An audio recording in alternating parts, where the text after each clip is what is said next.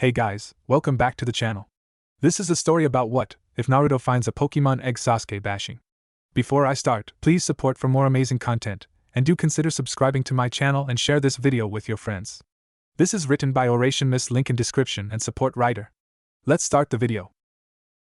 Chapter 1. Pokemon. Creatures that once lived side by side with humans. They coexisted happily and shared tasks together along with the happy and sad moments. However, the god of Pokemon, Arceus, knew most humans had been cruel to what was supposed to be their companions and separated the humans and Pokemon. Both still living side by side, but one in hiding. Over time the Pokemon were forgotten and called fairy tales and myth. The humans became later known as shinobi.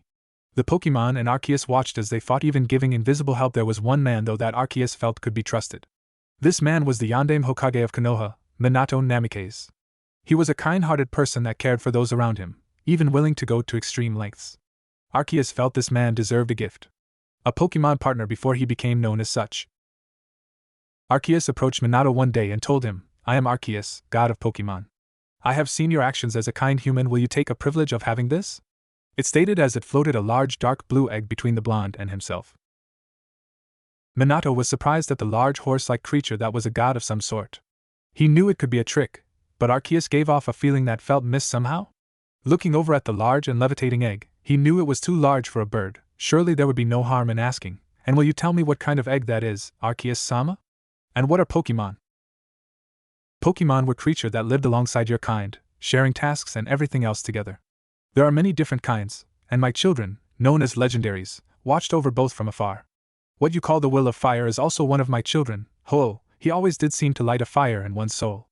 Sadly that was in the past. However, you, Minato Namikaze, still have that kind-hearted soul as other humans had in the past before they were corrupted. Thus I will give you this Pokemon egg, so you two may be companions. I will also allow you the ability to understand our language. Minato thought for a moment as he stared at the egg before turning to Arceus. "I accept, Arceus-sama." With those words, Arceus gave the blonde man the egg as he began to fade from existence. "Remember, Minato, I will be watching over you and your people. Prove that you truly deserve the Pokemon's trust." Minato stared in awe as he watched the horse-like Pokemon leave. As he cradled his egg, he whispered, "I will, Arceus-sama." He looked back at his warm egg and could feel the life of his new companion in it. He began to walk to his home with a smile as he shifted the egg in his arms. "Well, little one, I hope we can be wonderful partners when you hatch. I'm sure it'll be a lot of fun." Not long after the egg had hatched into a female Riolu, which Minato came to name Senka. As Arceus had said, Minato and Senka became wonderful friends and partners. The blonde man was even able to witness his friend change to another Pokemon called Lucario, which was called Evolution. Arceus even gave Minato an orb that Senka could stay in called a Pokeball. Minato kept Senka a secret from Konoha. Although he loved his home, there were those that would try to harm his companion for power. As such, he made a secret base of sorts in the Forest of Death where he found a few other Pokemon, and among other things. When the blonde found love from a beautiful fiery-haired woman named Kushina Uzumaki, he introduced her to his companion. Kushina accepted him and Senka, as well as told them her status of being the Jinchuriki of the Kyuubi no Kitsune, and had wonderful life as they secretly married. However, when it was the day their child Naruto was born, an evil man named Madara Uchiha appeared in what was to be a joyous moment, and took control and unleashing the Kyuubi. Minato had Senka protect both Kushina and Naruto as he tried to break Kyuubi from the control. He knew the Kyuubi stayed out of the way for most things and this wasn't his fault. All Minato could do now, after Kyuubi had destroyed part of the village and unintentionally killed thousands, was seal the large Biju away.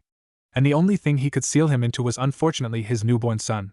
As he went back to his room, he was saddened as he saw his wife lay unmoving with their child. Senka could only look down in shame as Minato heard her say, "I'm so sorry, Minato-kun. I tried my best to save her, I'm so sorry." The blonde man just sadly smiled as he patted the Lucario's head. "It's okay, Senka. You did the best you could." He carried his son and left as Senka followed after him. "Senka, I'm afraid the only thing I can do is seal Kyuubi away." Senka was shocked when she heard this. "You can't mean the Shiki Fujin? You'll die." "I'm sorry, Senka, but there is no other way." He looked down at his child. "I only hope that Naruto will be treated as a hero. And the sealing goes the same way as the cannon, so I'm gonna skip to after that." Minato collapsed onto his knees as he cradled his son, while Senka helped to make sure Naruto was safe. The female Lucario wept as she saw her friend and brother figure slowly die in front of her as a blinding white light appeared before the two, Arceus. It seemed to have a sad look on its face. "Well, as much as it could make one, Minato, you truly deserve the trust between humans and Pokemon. I had wished to give your child a gift, but perhaps these will serve as mementos of you and your loved one. It spoke sullenly as it two medium-sized orbs, one pure white and the other pure black, and placed them in Naruto's hands as the infant giggled. Minato couldn't help but smile. At least he was able to son happy for the first and last time. Senka smiled as well as they looked up at Arceus. Thank you, Arceus-sama. In my last moments I was able to see my son smile and laugh. Whatever those orbs may be, I know they will help Naruto in the future. Arceus-sama, if it won't trouble you, will you please watch over him? I know he will make anyone proud someday. Arceus nodded as it faded away when it sensed humans coming. Senka followed soon after, but before she did, Minato gave him her Pokeball. Senka, please help Naruto as much as you can. I know the village will hate him for being a Jinchuriki, but I know you and the other Pokemon will be good friends. And try to find yourself a good mate, alright? The female Lucario let one more tear as she giggled at his joking tone even at this moment. Of course, Minakuin. I will stay in the forest with the others, and will help Naruto as much as possible, were the last words she said before departing into the dense woods and watched her partner and his child. Sarutobi, Jiraiya, and Kakashi appeared and stood in front of their dying Hokage holding his child. The masked silver-haired teen muttered a silent sensei as he couldn't do anything to help. The former Hokage and the Toad Sannin were aware that their predecessor and former student sacrificed his life for the village. Minato, you really saved the village this time, huh?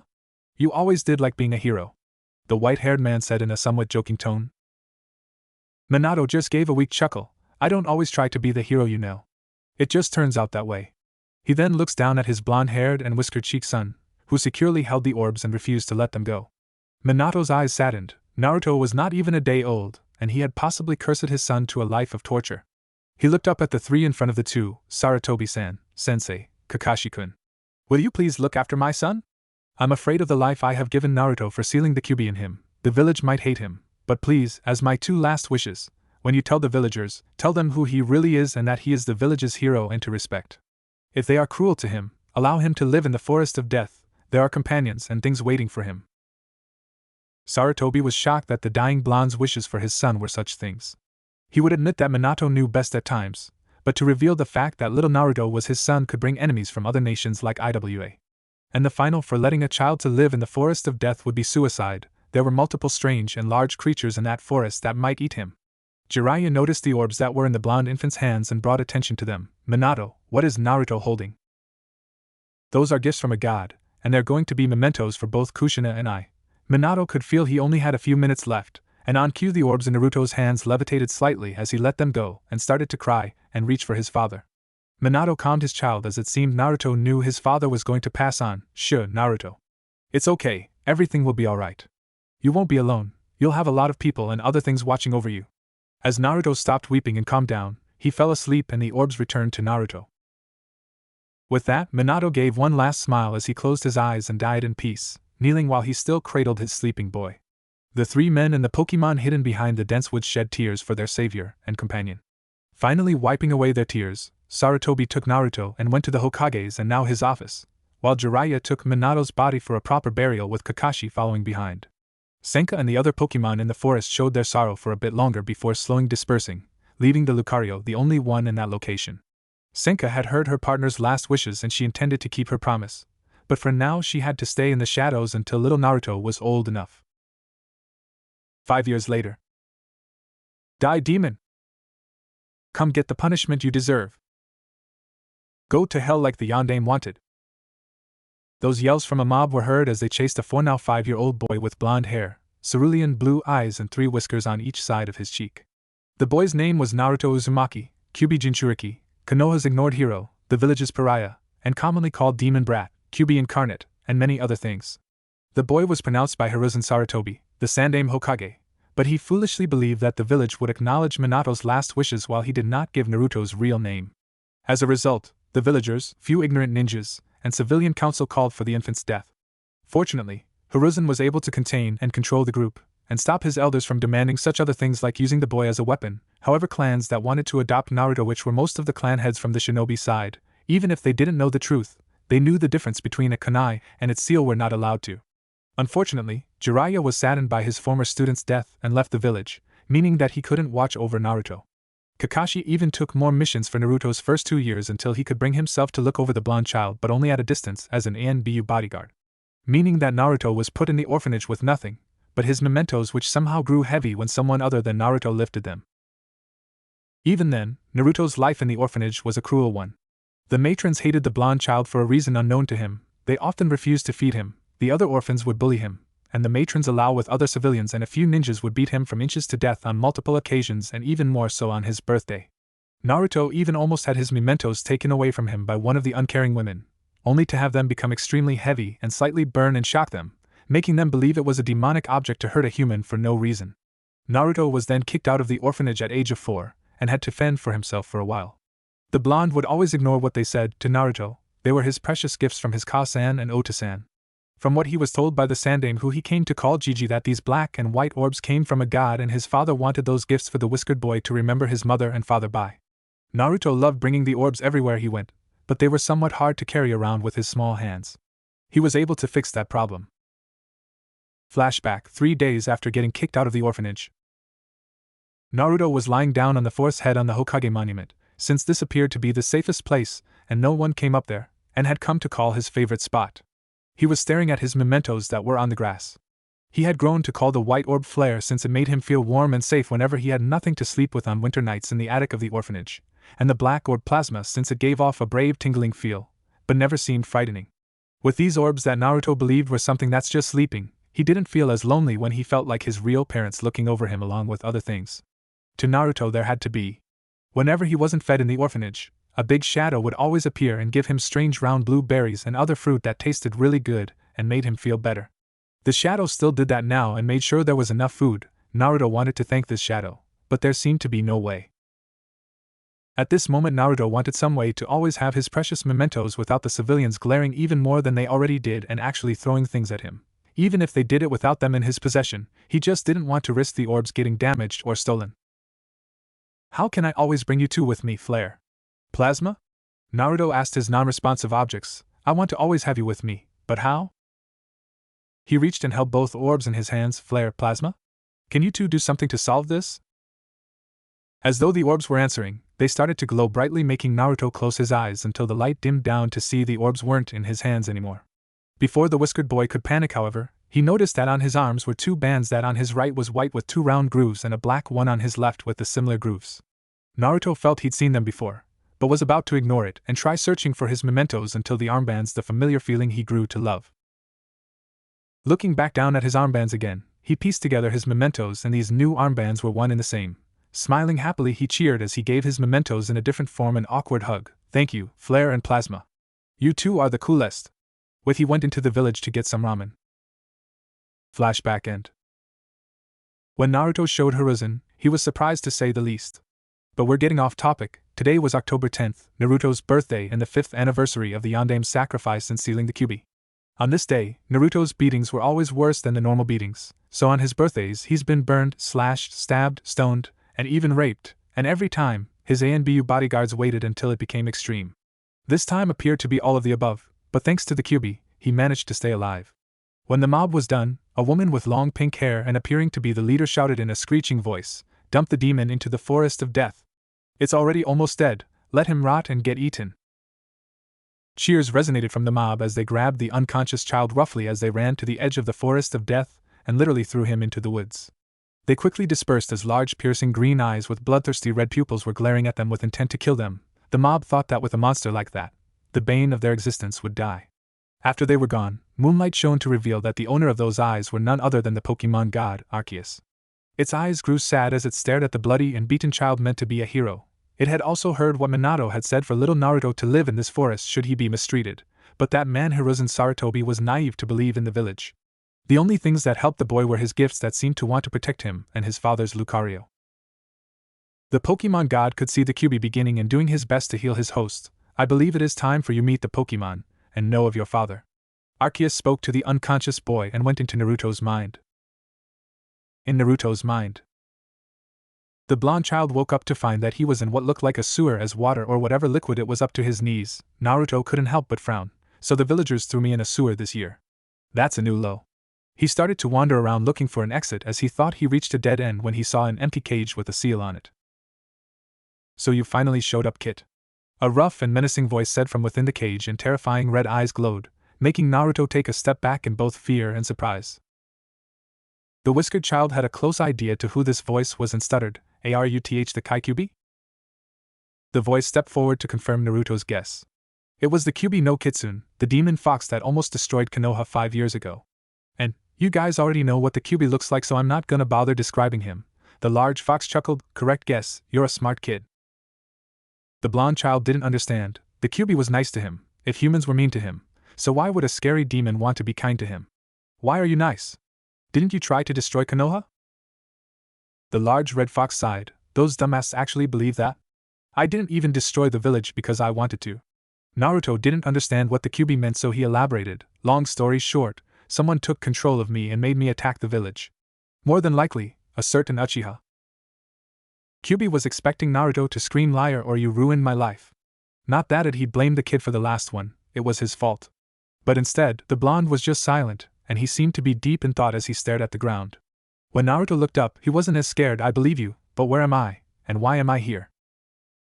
"This is your mindscape. You are in here because the villagers really did a number on you this time, and I'm doing my best to heal you. As for why I'm here, I was sealed into you by your old man." That caught Naruto by surprise. "My old man?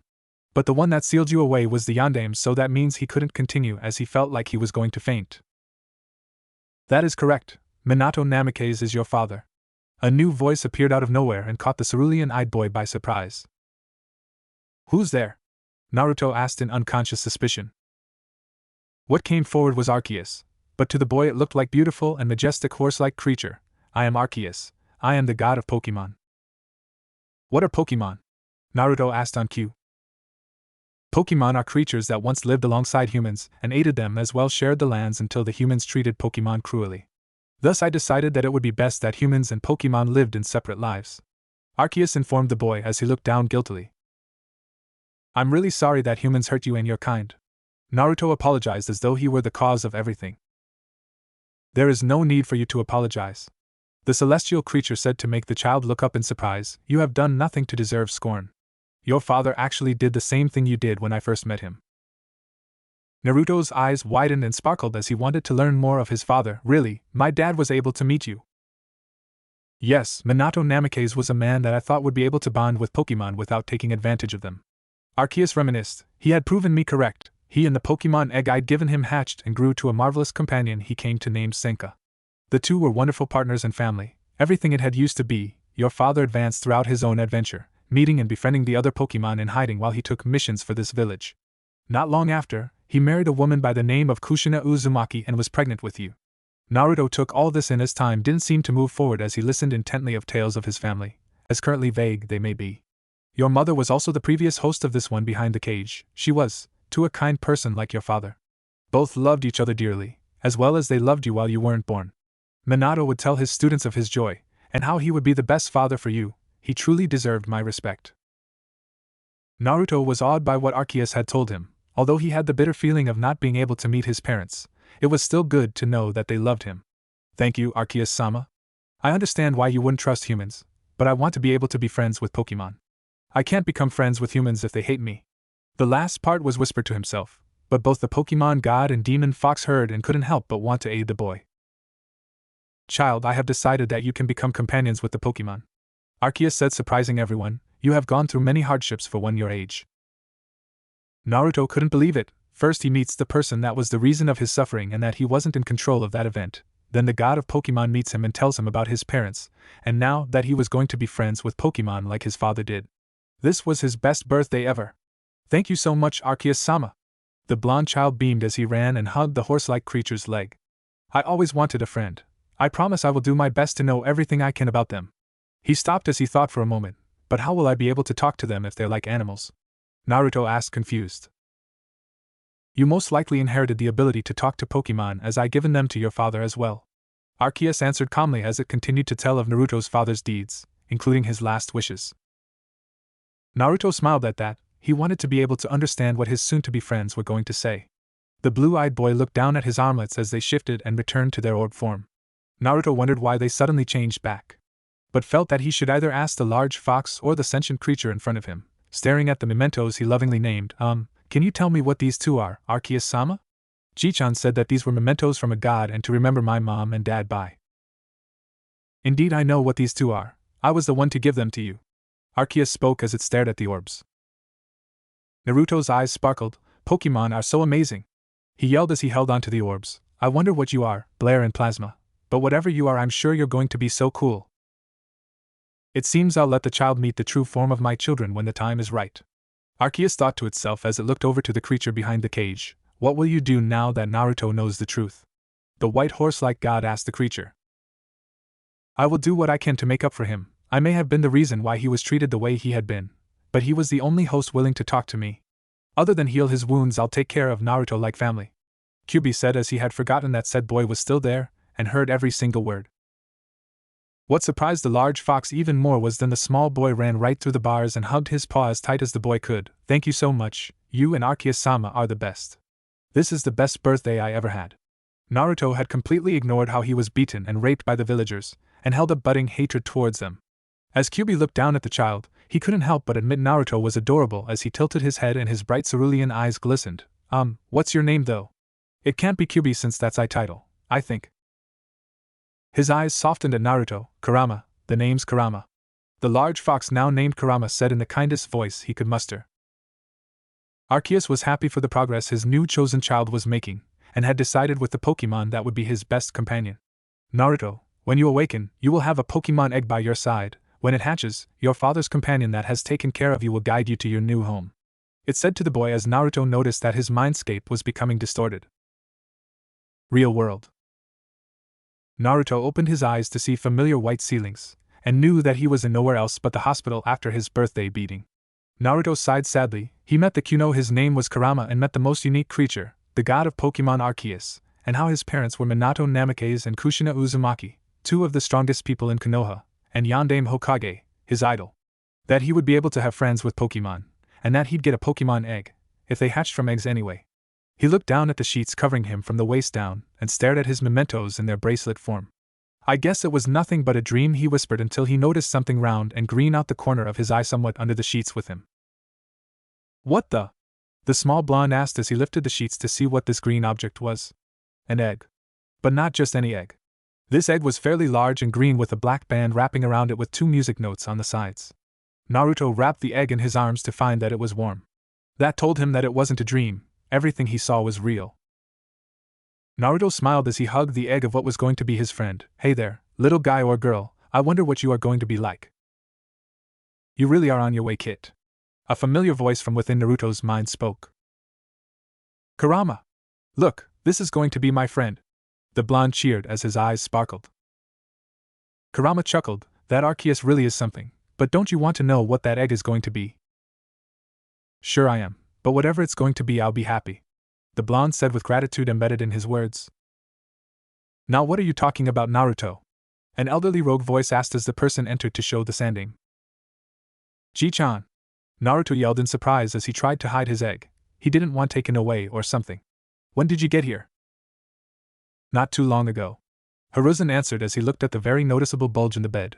Mind showing me what you just hid in the sheets? Naruto stayed silent before doing what he was told and showing the green egg. It's a Pokemon egg I got from Arceus-sama.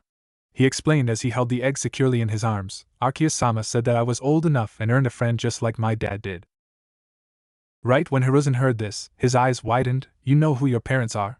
He had thought he could keep the boy's parentage a secret, although he had a feeling Minato was happy with this turn of events. The small boy nodded before he gave a cold glare at his surrogate grandfather. That's right, Arceus-sama and Kurama told me everything. That Minato Namikaze and Kushina Uzumaki were my parents, and that my dad wanted you to tell the village the truth, and for me to live in the forest of death for safety, so why didn't you trust him? Why didn't you say anything? Those words that felt should have belonged to an adult that came from the boy shook the old man to the core. Naruto was right, Minato was a smart man, so why did he doubt the boy's father and allow things to go this far? Naruto, I'm sorry for letting things go to this degree. I thought I was doing the right thing, and if you hate the villagers, I understand. Naruto stayed silent as he stared at his grandfather figure before smiling. You're right, I do hate the villagers. That part made Hiruzen wince before the blonde child continued as he felt the egg shift, but like the Pokemon, I'll still protect the good people here. I'd be no different than those heartless villagers if I didn't give others a chance. Right, little guy? He asked his egg as he gently rubbed it with a genuine smile. That made Hiruzen and Kakashi, who was secretly watching, smile. At least Naruto was still kind even after everything. Maybe these Pokemon, whatever they are, will be good companions for Naruto. Perhaps I'll have the pleasure of meeting them one day. The elderly Hokage thought as he watched the child stroke his mysterious egg. I see, Naruto. Well, please inform when your egg hatches, alright? I would like to see what it will be. He told the child that glowed upon learning that he could keep his friend. Thank you, thank you, thank you. Naruto cheered as he hugged Hiruzen's legs as he somehow balanced the egg on his head.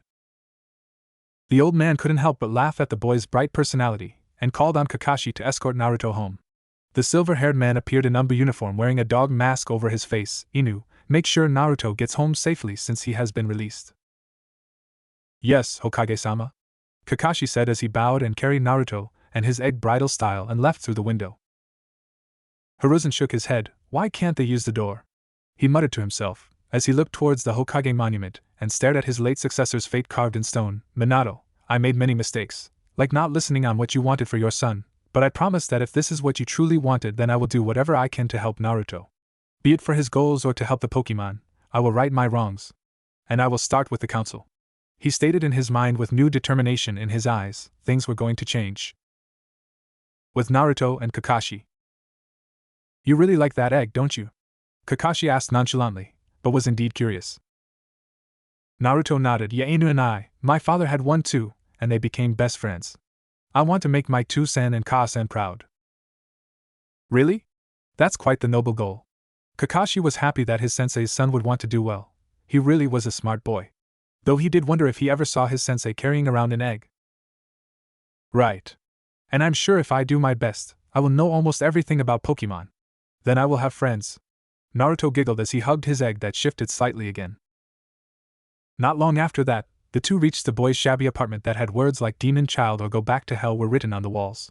Kakashi unlocked the door and entered to see that Naruto's infamous plants had grown since the last he came there. Naruto had a love of plants, so from the seeds of the mysterious fruit he ate, would plant and grow them on his own. Kakashi and the Hokage never tried the fruit for themselves, but didn't push it since it didn't cause any harm. Looks like your plants had another growth spurt. Are those a few new ones? The silver-haired Umbu asked as he put the child down. Naruto immediately bounded off as he started to water his plants with a blue turtle watering can after he made a makeshift basket to carry his egg. Yeah, the fruit is yummy so I can eat them if the stores kick me out like always. Is that so? Kakashi said as he held a frown from behind his mask. The villagers actually had the nerve to treat a hero like this. It wasn't surprising why so many left. But how did you get those berries? A Ms. Shadow always gives them to me.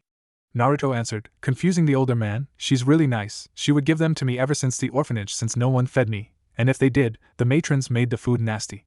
The berries are like magic too, he exclaimed as he pointed at a few of the plants that had a couple blue round fruit. These always made me feel better after the bullies in the orphanage beat me up.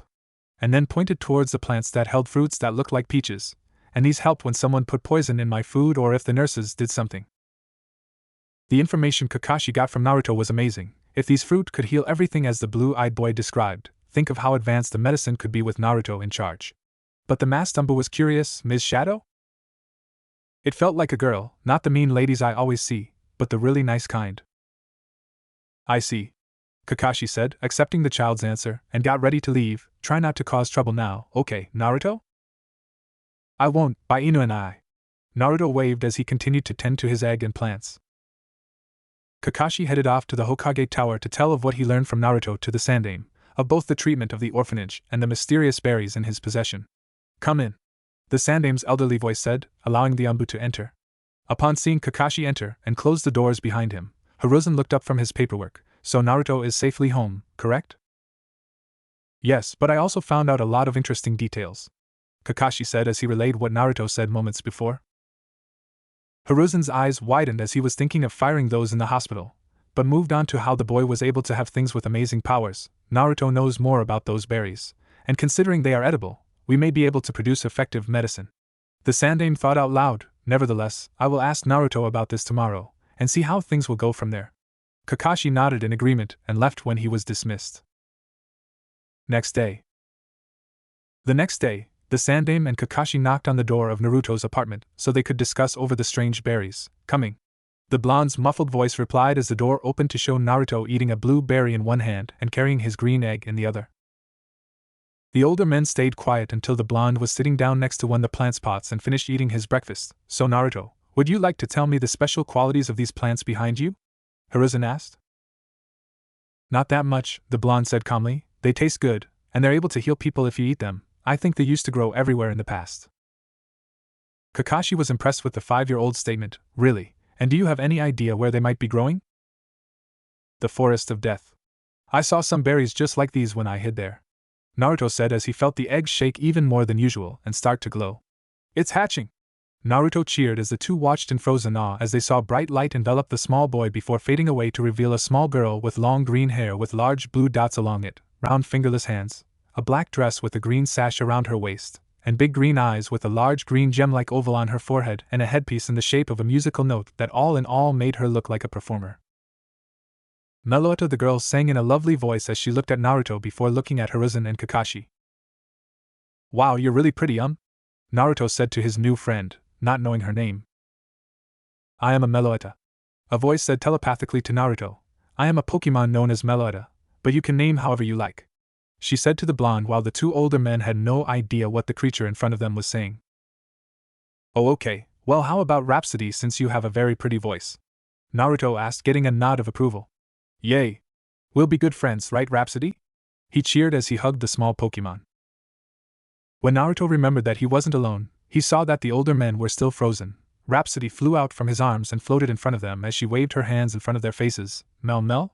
She asked before getting annoyed when they didn't respond and hit them both on the head. Naruto stopped himself from laughing as he saw his new little friend knock down two adults flat on their faces. After a couple minutes, Kakashi and Hiruzen finally regained their composure and rubbed their semi-aching heads. So this is a Pokemon? The Sandaime said in awe as he stared at the levitating Pokemon. Are there more kinds of you? If there are, where are they, and do you know what those berries are?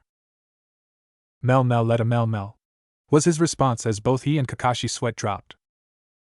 Rhapsody said that there are a lot of different kinds of Pokemon, and that they go by types. Naruto answered, making Hiruzen and Kakashi stare at the boy shocked. Naruto just tilted his head confused. What? Arceus-sama said I would inherit the ability to understand Pokemon from my dad. Meloetta. Rhapsody continued. The types are normal, fighting, fire, water, grass, poison, electric, steel, ghost, dragon, psychic, bug, ground, rock, flying, ice, and dark.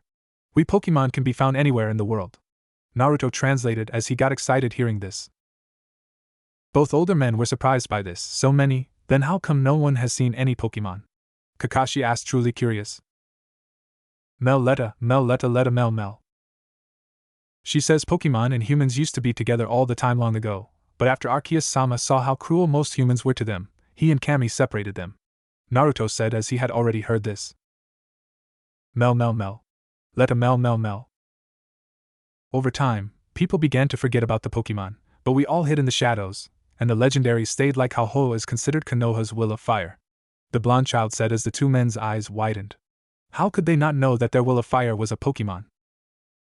Rhapsody glowed with pride as she also stated, Meloetta. Naruto's sweat dropped at his companion's sudden shine. She also says that she's a legendary too. Hiruzen was confused. What are legendaries? Meloetta. Legendaries are the stronger and rarer Pokemon that are in charge of a land or in some cases control space and time and even created us and you human. Naruto repeated with wide eyes and said what he thought, while Pokemon really are the coolest. Kakashi was silent, but inwardly at awe of his late sensei. Minato must have been able to meet this Arceus Pokemon and become companions with many other Pokemon throughout the land. Now it's Naruto's turn. He really is destined for greatness. Hiruzen stared at the Pokemon in wonder, but remembered the lump on the head he received earlier. How did you create a hard hit on both Mai and Kakashi's heads, considering you just hatched? He asked as he unintentionally released the silver-haired Umbu's name, making him take off his mask. That was only me hitting you. It's not really one of my moves though, they're like your ninjutsu in a way, but stronger. Rhapsody said as she telepathically projected her voice, shocking the older two of the three, since it didn't seem too different for Naruto. You can talk? How? Kakashi exclaimed. I can telepathically, since I am a normal and psychic type. Rhapsody smiled as she levitated one of the pink berries to her and Naruto and took a bite. All Pokemon have special abilities like you people call Kekkei Genkai. I have one too, but I'm not strong enough to use it yet. Rhapsody paused so she could swallow before continuing as she took a seat in the blonde child's lap. Anyway, my moves are round, sing, confusion, and protect. Rhapsody, how come you only know 4 moves? Naruto asked his friend in his arms, while the older men thought the same. That's because Pokemon can only learn 4 moves at a time, and we have to forget a move if we already know 4. A female voice that didn't belong to the Meloetta spoke, surprising everyone as they turned to the source to see a blue and black bipedal jackal that had spikes on the back of its hands and on its chest. Who are you? Kakashi yelled as he instinctively went on the defensive. I am Senka, the Lucario that stayed alongside Minato Namikaze and was the one who fed Naruto berries whenever I could. The 2-legged canine named Senka informed as she earned a hug from the small blonde.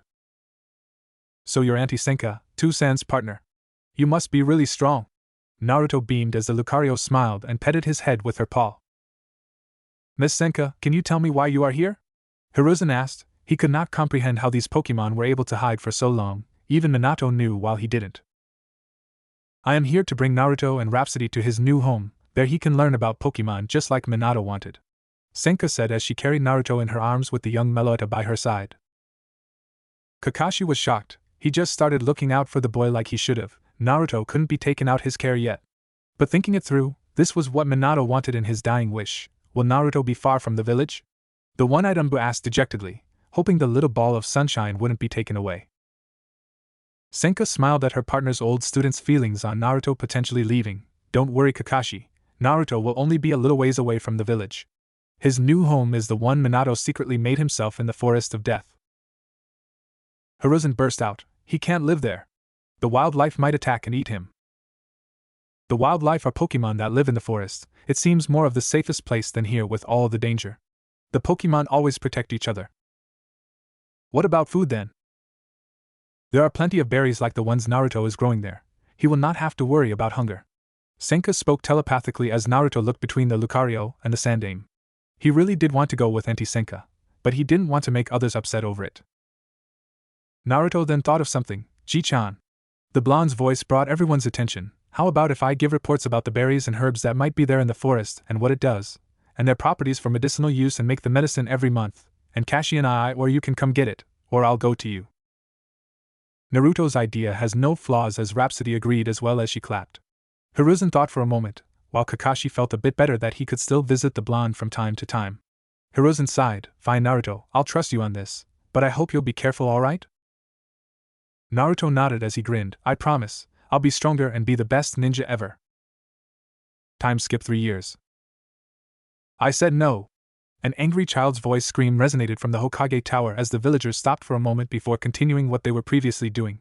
The source of the scream was from none other than an irate 8-year-old Naruto that had just turned in his monthly report with his friend, Rhapsody, by his side only to hear news from the Sandame that he didn't want to. Enrollment to the Ninja Academy.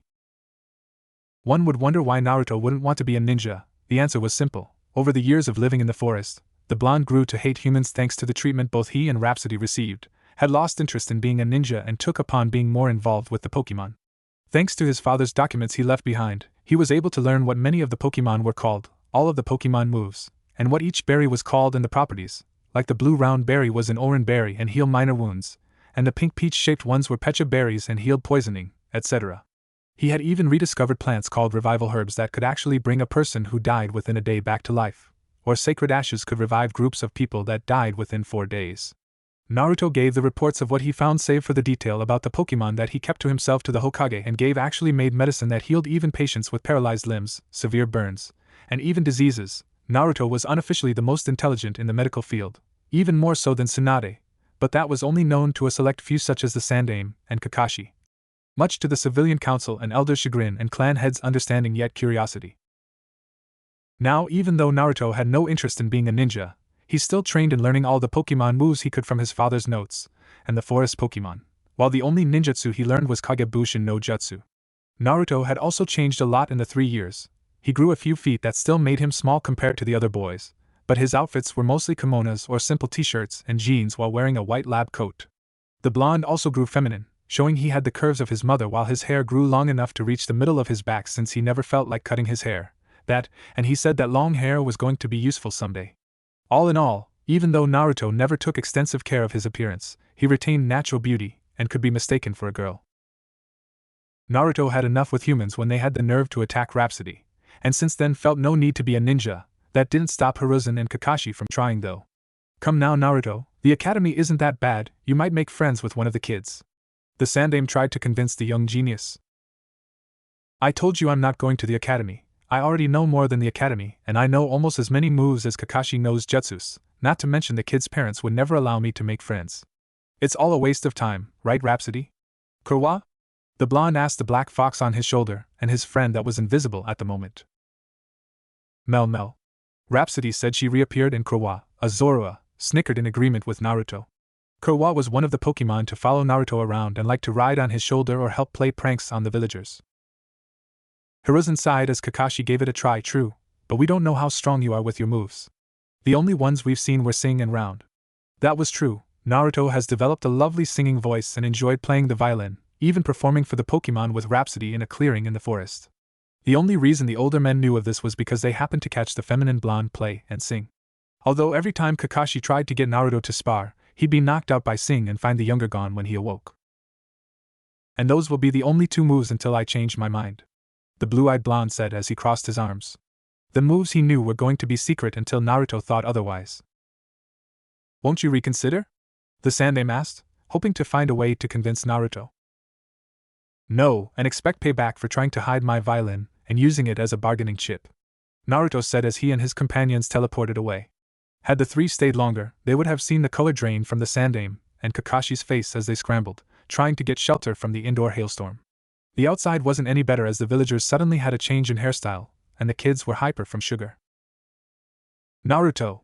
Hiruzen screamed as said boy along with a Meloetta and Zorua reappeared in the middle of the village and decided on walking back home. Hi, that was fun. Did you see their faces? Kurwa snickered on Naruto's shoulder as Rhapsody and Naruto chuckled as well and began walking, ignoring a boy that was following them not too far away. This boy was none other than Sasuke Uchiha. He happened to be walking home from the academy to train with his brother, but stopped when a blonde girl about his age with a black fox with red markings on her shoulder and a floating green-haired girl appeared out of nowhere and started walking to somewhere. Being curious, he followed. Who is she?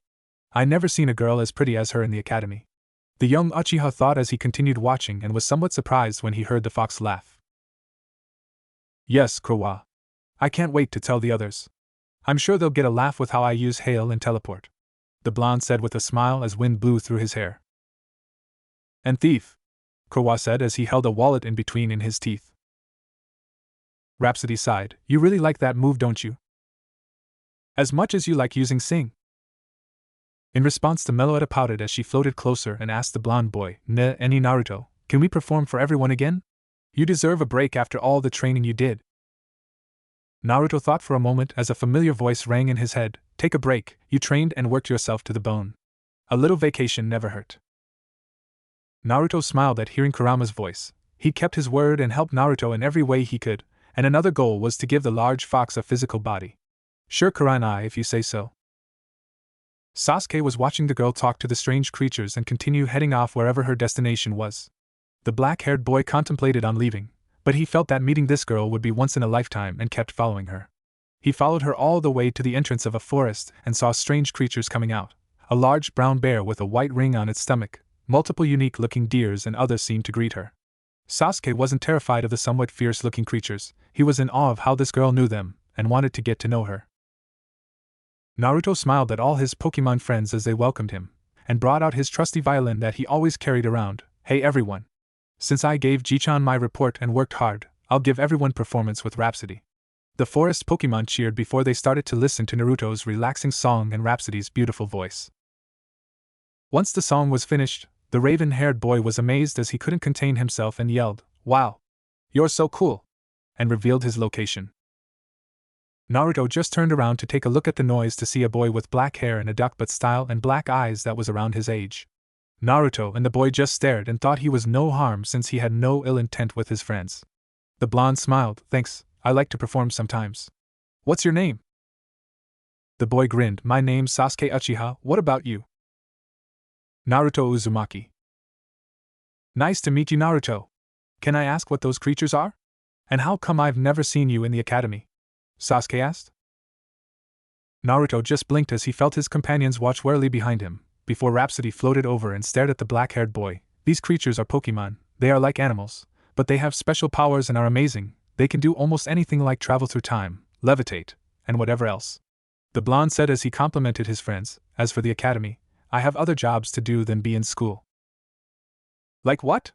Sasuke asked as a little brown bear with a crescent moon on its forehead walked up to him, and lifted it in his arms as the raven-haired boy gently pet it.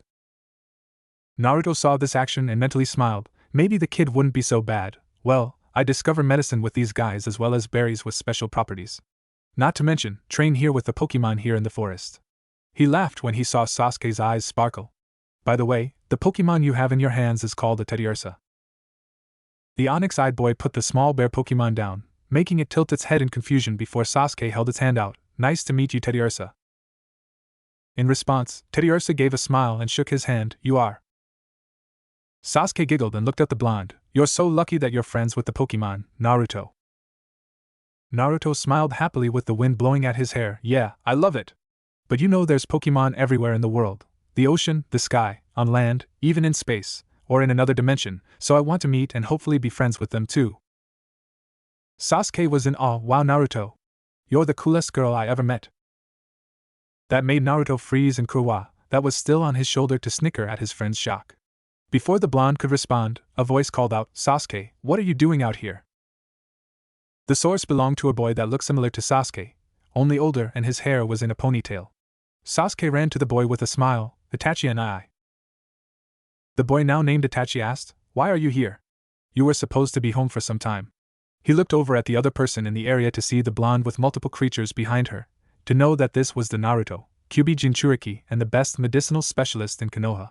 The only reason he knew of this small tidbit was because he viewed the child give reports and the unique medicine to the Sandaime while he stood guard in the office. I apologize if my brother interrupted you in any way, Naruto-san. The blonde just smiled as the Pokemon relaxed, seeing that their friend trusted the two boys. It was nothing, Itachi. Some welcomed company near my home is quite refreshing. Sasuke was confused but stayed quiet while Itachi nodded. That is good to know, we will be on our way. Before the two siblings left, Naruto called out. Here! He yelled as he threw two berries at them, with them easily catching it. In Sasuke's hand was a yellow and pink banana-shaped berry, while a pink and green round miniature watermelon was in Itachi's. Those are Mago and Wamel berries, feel free to have them. And don't worry, you can eat the skin too. Oh, and by the way, I'm a boy. Naruto said before he and the Pokemon walked into the depths of the forest, and couldn't be seen by the Uchiha boys anymore. The two were frozen before shakily turning around and walking in a statue-like manner. That was a boy? They asked in unison.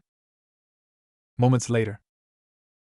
After calming down and heading back to the Uchiha compound, Sasuke decided to ask his brother on how he knew Naruto. Nisan, how come you know Naruto? Is he famous or something?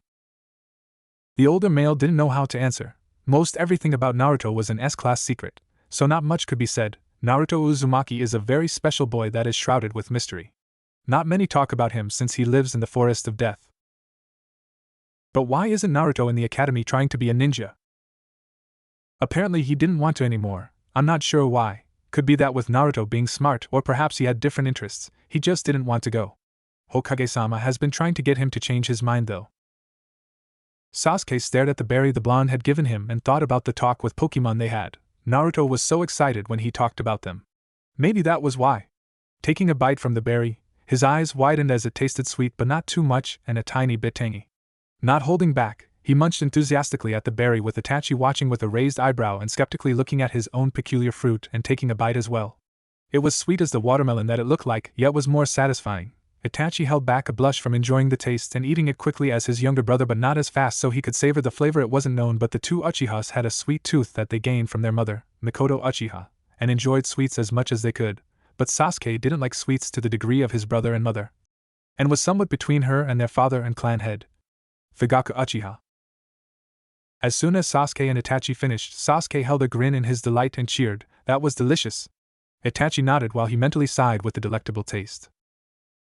The younger boy seemed to come up with a decision as he stated with determination, "Okay.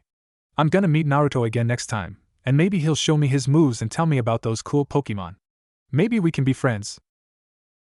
Itachi looked at his younger brother that was eager to meet the mysterious genius that lived among the creatures in the forest that Sasuke said were Pokemon. They gave him a calming feeling that meant no harm, even though they knew they could have harmed the two Uchihas easily. if they desired. He just chuckled as he poked Sasuke in the forehead. I'm sure you will, but I'll go with you next time, okay? The younger pouted in response as he rubbed his forehead before grinning again. Okay, and if you're really nice, the Pokemon let you carry them, like that teddy Ursa. You mean that little bear cub you were holding? Yeah. Sasuke beamed as they entered the compound. Teddy Ursa was so soft, and I don't know what those Pokemon behind Naruto was, but they were so cool. And Naruto even told me a bit before you came. Itachi was surprised by that.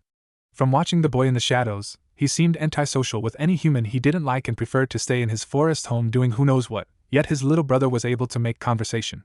That was no small feat. Itachi gave a small smile. He was among those that held no ill will towards the blonde, and tried to protect him as best as he could. Perhaps, Oturo will be a good friend for Naruto. Though I wonder if father will allow this. He thought before telling Sasuke it was time to train with the younger happily obliging. Later on, they both wondered if they would meet Naruto again soon. With Kakashi and Hiruzen. Hiruzen couldn't help but smile as he watched what transpired at the edge of Naruto's home between the two Uchiha boys and the young blonde. Who would have thought that little Sasuke would meet Naruto and the Pokemon, with the feminine blonde actually talking to him? Even if Naruto didn't want to join the academy or have anything to do with being a ninja, it was good that he spoke to someone around his age. Naruto seems to have made a new friend, don't you think, Hokage-sama? The silver-haired man asked with a bit of joy in his voice for his sensei's son. Yes, it would seem so. Hiruzen agreed before frowning, although Naruto might have made some friends in the academy if it were not for my mistakes and the villagers' stupidity. To think I let so much pain happen to an innocent child. If the Great Hole were watching, he'd be disappointed in us humans. He mentioned as he knew of what the legendary Pokemon looked like thanks to Naruto showing the picture before in his documents. Kakashi tilted his head down, thinking over the things he didn't do for Naruto in the past, things he should have done. Shinx. A small blue and black dog with big round ears and a tail with an end that looked like a spark said as it got the attention of his friend. Kakashi looked down at the Pokemon known as Shinx as he bent down to pick him up and carry him. Didn't mean to worry you, Shinx. He told his companion as a lick on covered face was the response. The little Shinx in the silver-haired man's arms was a Pokemon that decided to go along with him after he'd hatched when he was visiting Naruto a few months back. Kakashi didn't want to take the little one with him at first considering he wouldn't know how to raise him, but accepted when the blonde gave him instructions and materials on how to care for the Pokemon. He'd learned why both Minato and Naruto cared for Pokemon, that Shinx was an electric type that over time and effort could become strong. With Naruto giving Kakashi's little partner weekly checkups, Naruto declared that Shinx was able to start training. While Kakashi thought that the little one couldn't do much yet and could get hurt, he got quite the surprise when he was almost electrocuted by his angry friend that happened to be in his arms. When he recovered, the blonde laughed at him before telling him that even a young Pokemon can be strong, and that the move Shinx used was Spark. It was rather strong from what Naruto said. From then on, Kakashi trained along with Shinx under Naruto's guidance. He even called the younger sensei from time to time, much to Naruto's annoyance. Hiruzen silently watched the silver-haired man interact with the dog-like Pokemon. Even though it didn't have a nickname like Kurama or Rhapsody who were usually with Naruto, Kakashi still loved Shinx. Maybe you gave Shinx to Kakashi as a way to move on from the past, Naruto. You may hate most in the village, but your kindness always shows. You may leave now, Kakashi. I'm sure you and Shinx would enjoy training some more. The Sandaime said as he gave a smile from his desk that was barren of the mostly useless paperwork. Hi Hokage-sama. Kakashi bowed before leaving by Shunshin. Hiruzen sighed the moment he was alone. So much has happened. The worst was Naruto rightfully despising those in the village, and the best being that he kicked the civilian council and elders to the curb. Although he couldn't get rid of them yet, he did cut them off and not let them have any say in shinobi matters. Heartless, yes, but they were too comfortable sitting in their chairs and whining for everything, not to mention the fact they had nothing to do with the shinobi affairs to begin with. And any time the subject of the medicine Naruto makes or the blonde himself came up, there would be uproar from one side of the room and silent groaning and small desire to hack the former on the other side. He still remembered one time when both topics came about in one of the meetings. This had been 2 years after Naruto started living in the forest. Flashback. What do you want to know? The Sandaime asked as the civilians seemed to be in a ruckus while the clan heads stayed silent. One of the more snobbish members of the civilian council, a short round man, replied rudely, "Where did those rare medicine that recently came to the hospitals come from? And which one would that be? You are not aware of the medical field. Medicine is always constantly advancing. That troublesome guy means the medicine that was recently brought to the hospitals from an anonymous source." Shikakunara, one of the clan heads, muttered loudly with annoyance in his tone. The stuff even helped out the dogs that were poisoned and paralyzed. Minazuka said.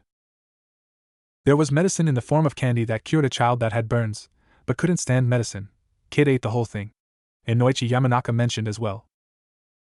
Don't forget the ones that healed injuries as soon as you drank it, worked wonders on broken bones too, not to mention it tasted decent.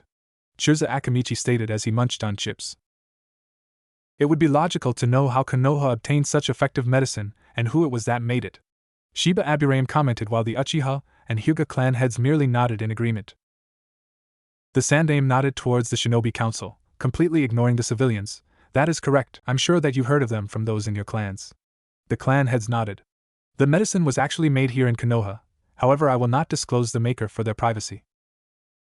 The elders and civilians didn't like the sound of that. We demand to know who that person is.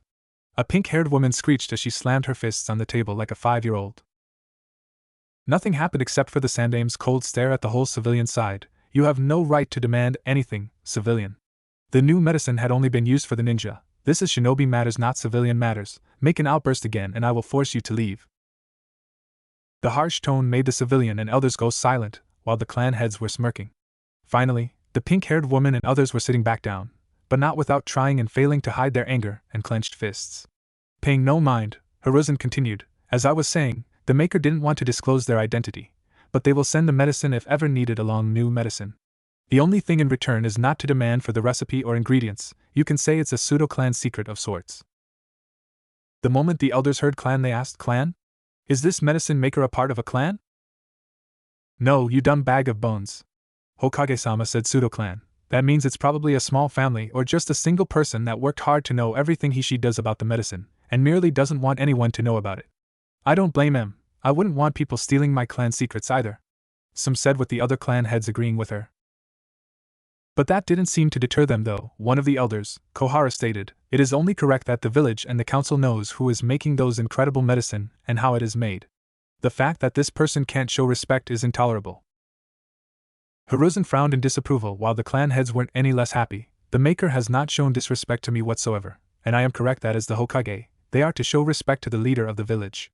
I allowed them to keep their identity hidden. I agreed to the condition of not harassing them for ingredients, and should they refuse to make the medicine and leave, I won't stop them. The reason would be because of your sniveling and greedy attitude on demanding respect while you've done nothing to earn it. It's surprising how most of you are acting like children. Gritting her teeth, Kohara said nothing while another one of elders, Hamura, responded calmly, we merely believe that we should know who the maker of the medicine is, and to perhaps warn him of a certain potential threat to the village. At this, the civilians agreed eagerly while some even smirked, thinking they've won. This made Hiruzen, the clan heads and even the Umbu who were in the shadows upset. Before the Sandaime said anything, some roared, quit blaming that pup and using him as an excuse. I agree, you are so shallow that you would persecute a child for your mistakes and gain. Inoichi added. That demon isn't a child. One of the civilians retorted. He should have died. That's what the fourth wanted. The pink-haired woman screeched, believing that would definitely win the argument. She was dead wrong. That sentence made Hiruzen and Kakashi, who was in the room, release so much killing intent that it made the shinobi have mild difficulty breathing and sweat but otherwise were fine, while the civilians defecated on themselves and trembling from fear, and the elders were gripping their chests. Hiruzen kept a cold gaze as he spoke. You members of the civilian council will be banned from any rights of being a council member until I decide for you to return or not, and the elders are no longer allowed within the Hokage Tower, unless I summon you. Now Umbu, show them out. The civilians and elders were gaping in shock at the Sandaime for actually doing such a thing and were escorted out while one of the elders, Danzo, was gritting his teeth in anger at both the civilians and the Hokage. Once they were gone, the clan heads that stayed were in apprehensive silence, until Hayashi Hyuga asked, Hokage-sama? Speaking of the boy, where is Naruto Uzumaki? That's right. He hardly appears in the village, except for a prank or two. Some agreed, wondering where the child was. It makes me wonder if that orphanage is really taking good care of the kid. Shikaku wondered suspiciously as he and the other clan heads received close to no information on the blonde from the Hokage.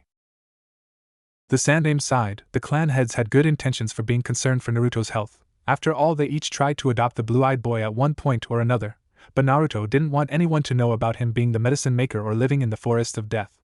For him, that won't be told until he chooses to, but maybe telling them his treatment would be okay. Naruto is doing well, he'll pop up from time to time. But he hasn't been in the orphanage since he was 4. He told the clan heads Naruto's life of torture and abuse. even while in the orphanage, then living on the streets before he found the boy himself. He even gave them brief summaries of the 10 most extensive injuries Naruto received: burned alive, skinning his arms and legs to the bones, drowning, rape with disembowelment, drenched in acidic chemicals, and many more that were painful mentally as well as physically.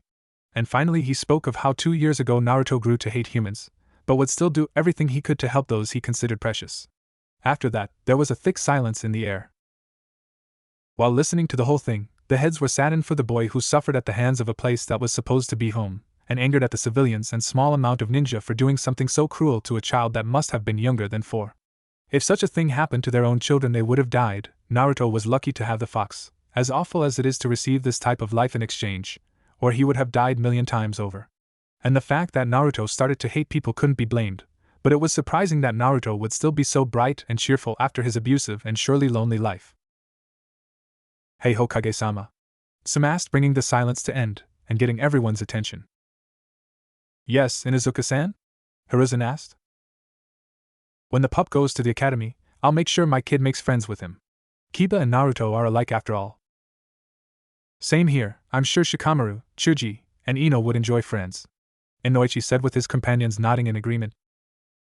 "Shino may be a good companion, as long as Naruto has no qualms with insects. Naruto may be a good role model for Hinata, and perhaps help Niji. If Sasuke ever meets him, I'll give my permission." The Hokage smiled at the clan head's way of helping Naruto, even if this was the most they could do. Flashback end. Of course the attempt was very difficult since Naruto didn't want to go to the academy, even with the promise of getting real friends his age. He wanted to bang his head for both the villagers, shattering Naruto's trust and said boy inheriting his mother's stubborn streak. With Naruto smiled as he worked on something on his desk in his room of his forest home and thought, it was nice to meet someone as nice as that Sasuke guy. Maybe there are others? Join the academy, huh? Well, GG, we'll have to see about that. Chapter 2. It had been a few weeks since the Uchihas and Naruto met each other. Things haven't really changed much on Naruto's end. Same old tasks were done: training, studying with the Pokemon, making medicine. Naruto looked up from his desk and chuckled. Kakashi and I again, better go help him. And Kakashi getting caught in Naruto's traps every time he visits. Yep. Same old tasks. Kurama, Rhapsody. Let's go see which one he got caught in this time. Said Pokemon joined along, while Senka couldn't help but sigh. Why do you not just tell him the safe routes? The blonde just smiled in response. What's the fun in that? Kurama snickered as he climbed onto Naruto's shoulder. Yeah. Kakashi always gets caught and he's Umbu. But no one escapes Naruto's traps, right? That's right. Both the Meloetta and Lucario could only shake their heads before looking at each other. Why do they have to be so alike? Meanwhile with Kakashi. Why do I always get caught in this? Kakashi groaned as he hung upside down a good 6 feet in the air soaking wet, while Shinx was just shaking his head. Shinx. Can't you help your friend out of this, Shinx? Shinx just gave him a deadpan look showing small sparks, along with putting a paw on the kunai and shuriken that fell from the silver-haired man's pouch. Right, Naruto. Back to Naruto. The blonde heard the cry of his name, and went towards that direction. Rhapsody floated along while the forest Pokemon went with their usual tasks, completely ignoring the scream. I'm guessing either Kakashi can't use any jutsus or tools, or Shinx won't help him. I call both. You two get too excited for pranks. Rhapsody sighed as she could never understand the blonde and Zoro's love of pranks. Naruto just laughed. Why not have a little fun once in a while? I'd be a stiff if I didn't. Rhapsody couldn't help agree to that. As serious as he could be sometimes, he still hasn't changed his enthusiasm towards Pokemon. A large contrast from when he wanted to be a ninja before then. Naruto, what took you so long? The silver-haired man asked as he hung upside with his partner sitting not far below. The younger along with the Pokemon accompanying him laughed at the older man's predicament. You always get caught, Kakashi and I. Maybe I should put this in your training regimen. Kakashi just groaned at his little brother figure's antics. At least hand me a kunai so I can cut myself down. Naruto gave a fox-like grin while Kurama looked confused before catching on and mirroring the grin. I have a better idea. Kurama, will you do the honors? Sure. The Zoro barked before he leaped from the whiskered boy's shoulder to land on Kakashi, along with climbing up him, and proceeded to use fury swipes on the rope that held Kakashi's leg. With the ropes torn to pieces, the silver-haired man panicked as he was about to crash hard before something held him right side up in midair. Trying to find the source, Kakashi found that the one keeping him in the air was the Meloetta. Rhapsody spoke telepathically with a bit of annoyance. "Why must you always be so impulsive, Kurama?" Her only response was Kurama turning into Naruto to land onto the ground safely and sticking his tongue out before turning back to normal and running back over to his blonde companion. Rhapsody's eye twitched, but promptly ignored the Zoro and gently put Kakashi down.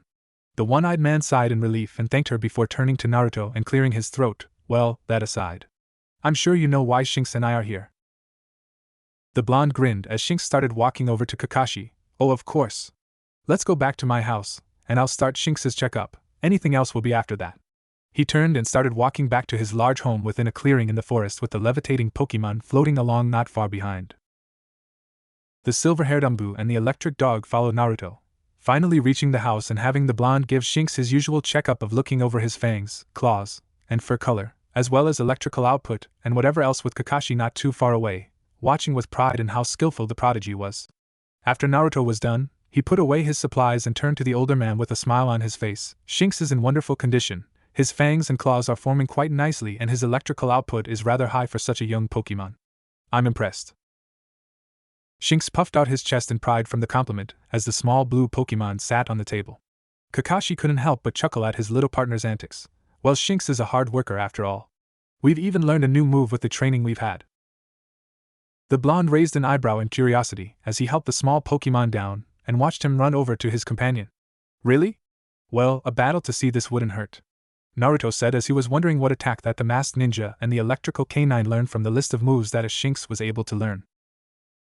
Kakashi smiled as he added, "Of course, and how about if Shinx wins, you show us a move you can use and a month's supply of sweet dry puffins?" Shinx barked in agreement at the chance of getting a month worth of the blonde's specially made puffins and a spar with one of the other Pokemon. Though to Naruto, he heard, "Yeah, I'm in. I'll win this time." Naruto agreed with a smile on his face before it turned into a smirk. "And if Kurama and I win, both of you have to do Stage 2 training for 2 weeks. Kakashi and his friend held horrified expressions on their faces as they stuttered, but we haven't even finished Stage 1 yet," hoping to get the whiskered genius to come up with something else. "Is that so?" Naruto said coyly. "Well, too bad then, that means it's going to be really hard for the both of you."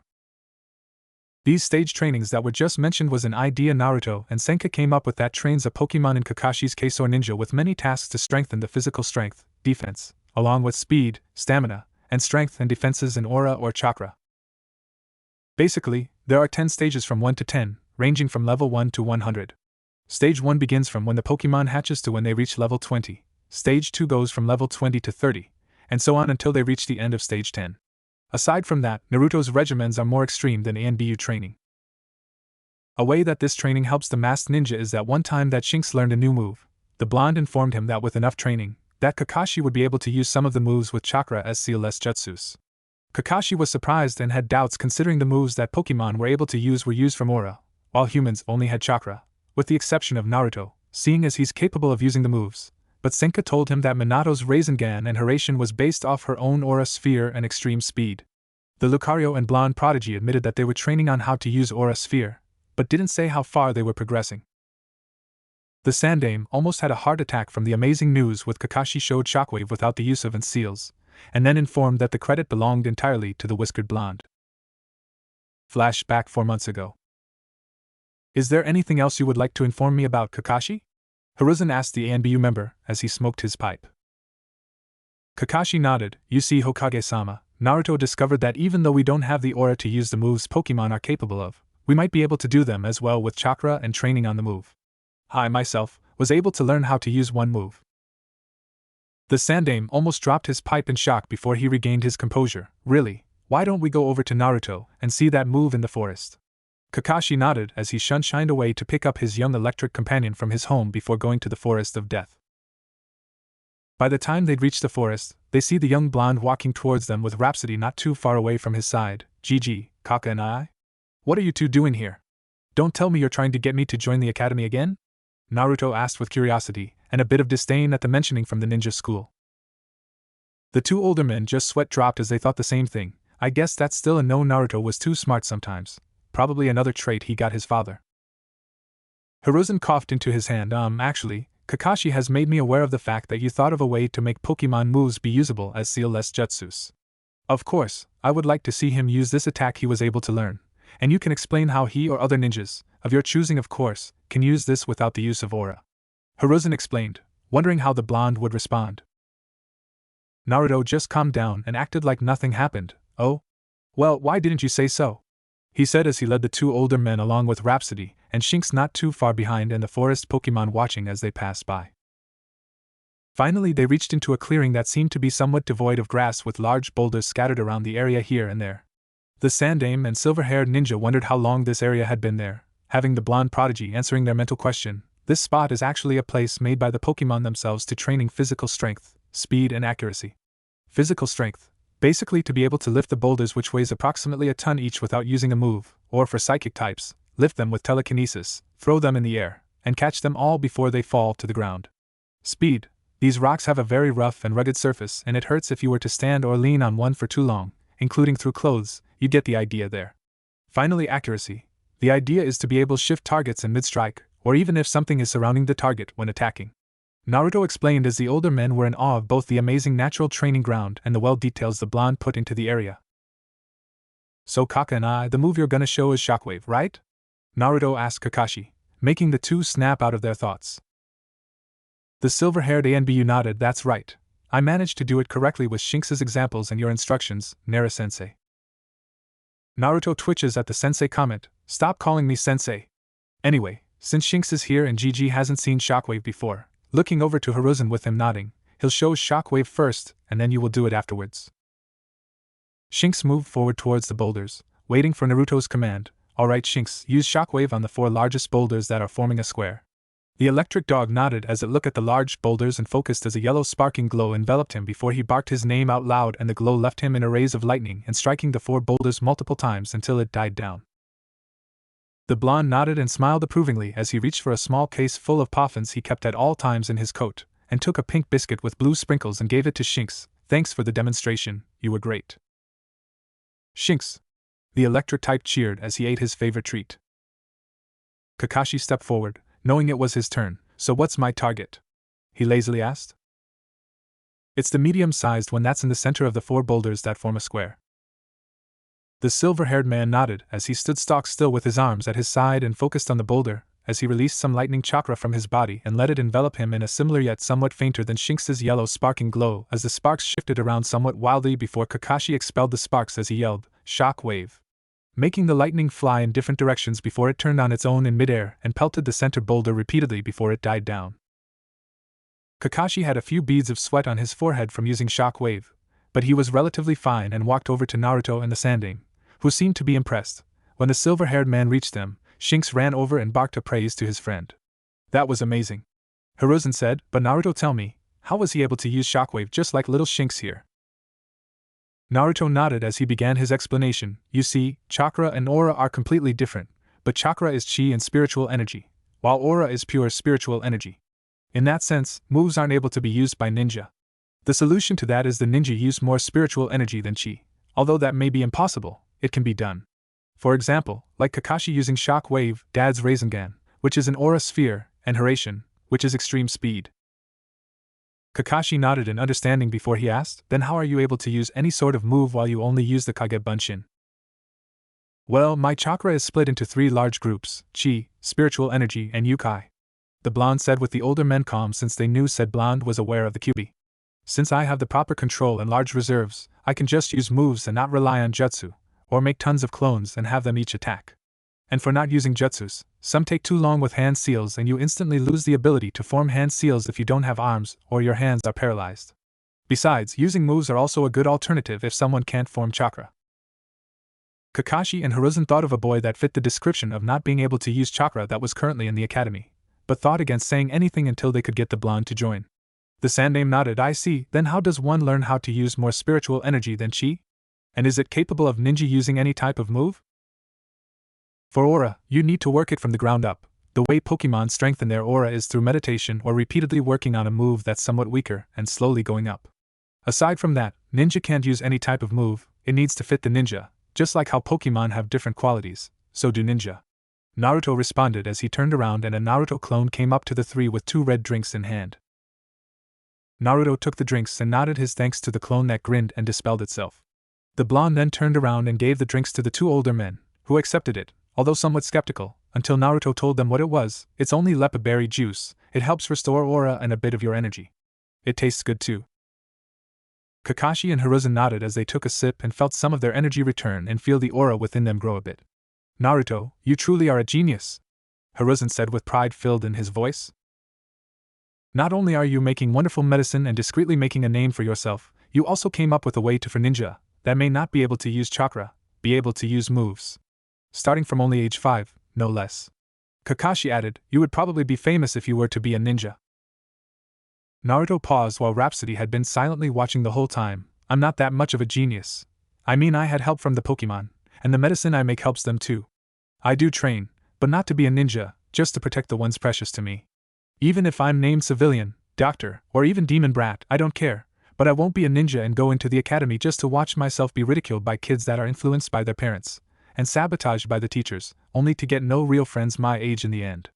The blonde said wholeheartedly, besides, I don't care about shallow people's acknowledgement. I have you guys and the Pokemon, and sure I give up on my other dream, but that doesn't mean I won't find a way to make it come true, he said with a smile as Rhapsody cheered him on. Kakashi smiled to the blonde. Prodigy or not, he was still an 8-year-old boy. What's your other dream? I want to go everywhere I can in the world and meet all the Pokemon, maybe the legendaries too, be their friends, and make sure everyone I care about is safe and happy, Naruto proclaimed proudly with a bright smile on his face. The older men couldn't help his smile as well and think in their heads, I promise I'll help make your dream come true. Flashback end. Kaka and I? Come on, let's have our battle, Naruto said, making Kakashi snap out of his reminiscing. Sorry about that, Kakashi drawled as he scratched the back of his head before turning to Shinx. So are you ready, partner? The electric dog barked in agreement before he went to the battle arena. Let's go, Kurama, the blonde said. The black fox leaped from his shoulder and snickered when it landed. Rhapsody floated over to the side of the arena and announced telepathically, this battle is a one-on-one between Kurama and Shinx. The battle ends when one Pokemon is unable to battle. I will be the referee. Let the battle begin. I'll go first, alright with you? Naruto asked as Kakashi gave a nod. Okay then, Kurama, let's start things off with rapid-fire Shadow Ball. The Zorua followed the order, as he quickly formed dark round blobs and continued to launch them at Shinx. Shinx, dodge. The electric dog leaped and avoided the dark orbs as much as he could until one ended up striking him, making Shinx crash into the ground. Shinx, are you okay? When Shinx rose from the floor, Kakashi called out, good, now use Shockwave. The Zorua started to sweat as he turned to Naruto and questioned, sorry but I won't let it hit.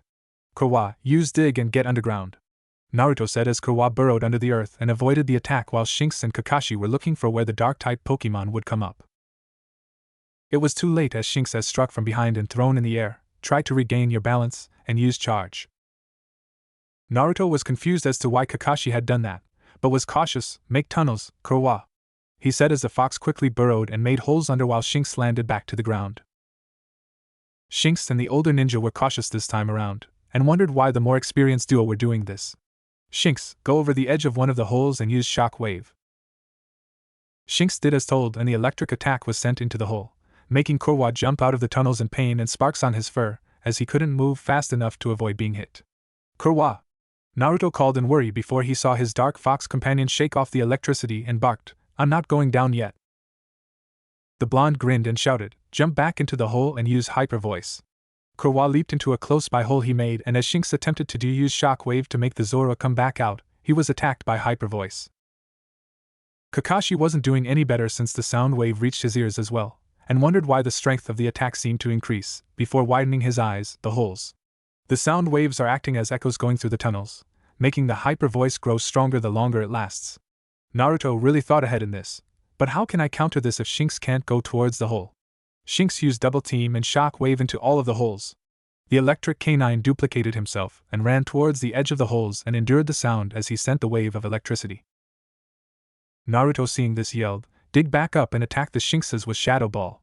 The Zorua burrowed up and narrowly avoided being hit, and launching multiple of the dark blobs hitting every single of the Shinx, except one. although it couldn't be seen as dust was clouding the view. Block with iron tail. The masked ninja yelled before the shadow ball landed and watched as Shinx's tail glow a metallic color before he swung and hit the attack. When the cloud of dust was out of the way, the blonde was able to see the electric type's glowing tail. His eyes widened a bit before he smiled. So this is the new move you two worked on. I really didn't expect iron tail, he said as Kurama landed back on the ground, panting a little.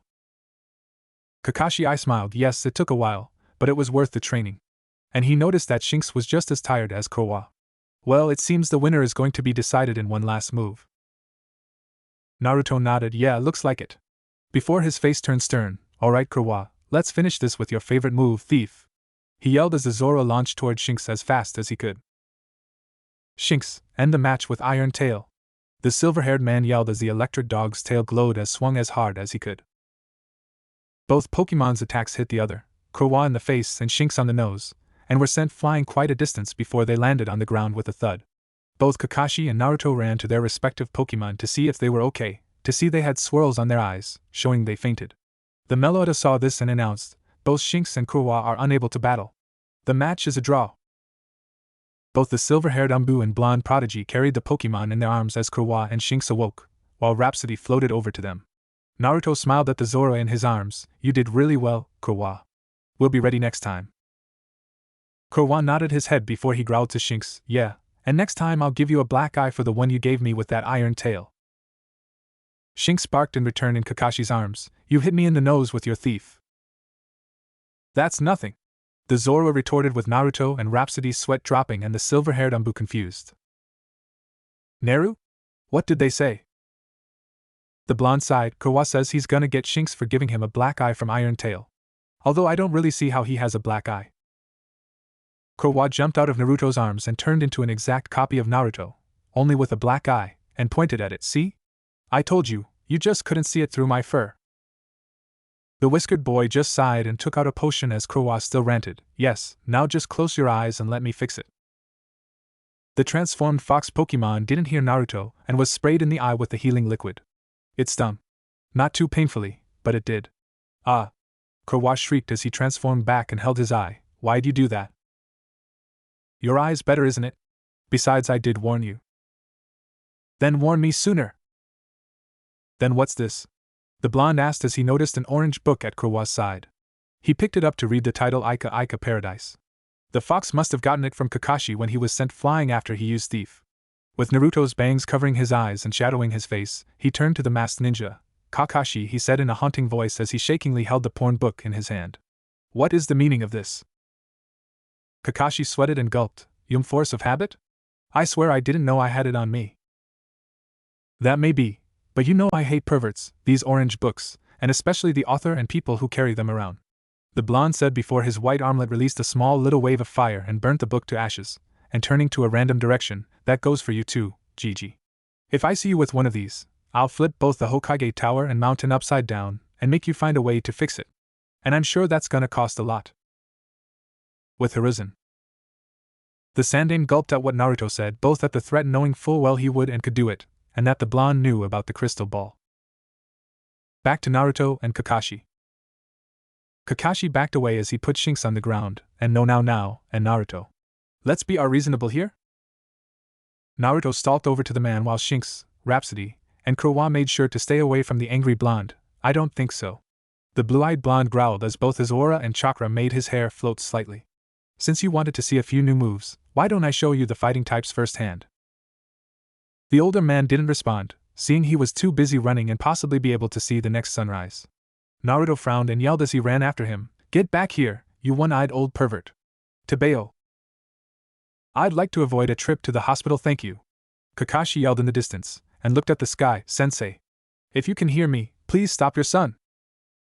In Shinigami's stomach. Minato saw this whole scene and shook his head. Sorry, but you're on your own, Kakashi. Kushina'd have my hide if I stopped Naruto in this scenario. He then turned his head when he swore he just heard his beloved wife shout, You're damn right I would, Tebane. Go Naruto. Kick Kakashi's ass. Jiraiya's too. The older blonde sweat dropped and sighed, like mother, like son. Down to the verbal tick. At least he has my appearance, or else he'd be a male Kushina.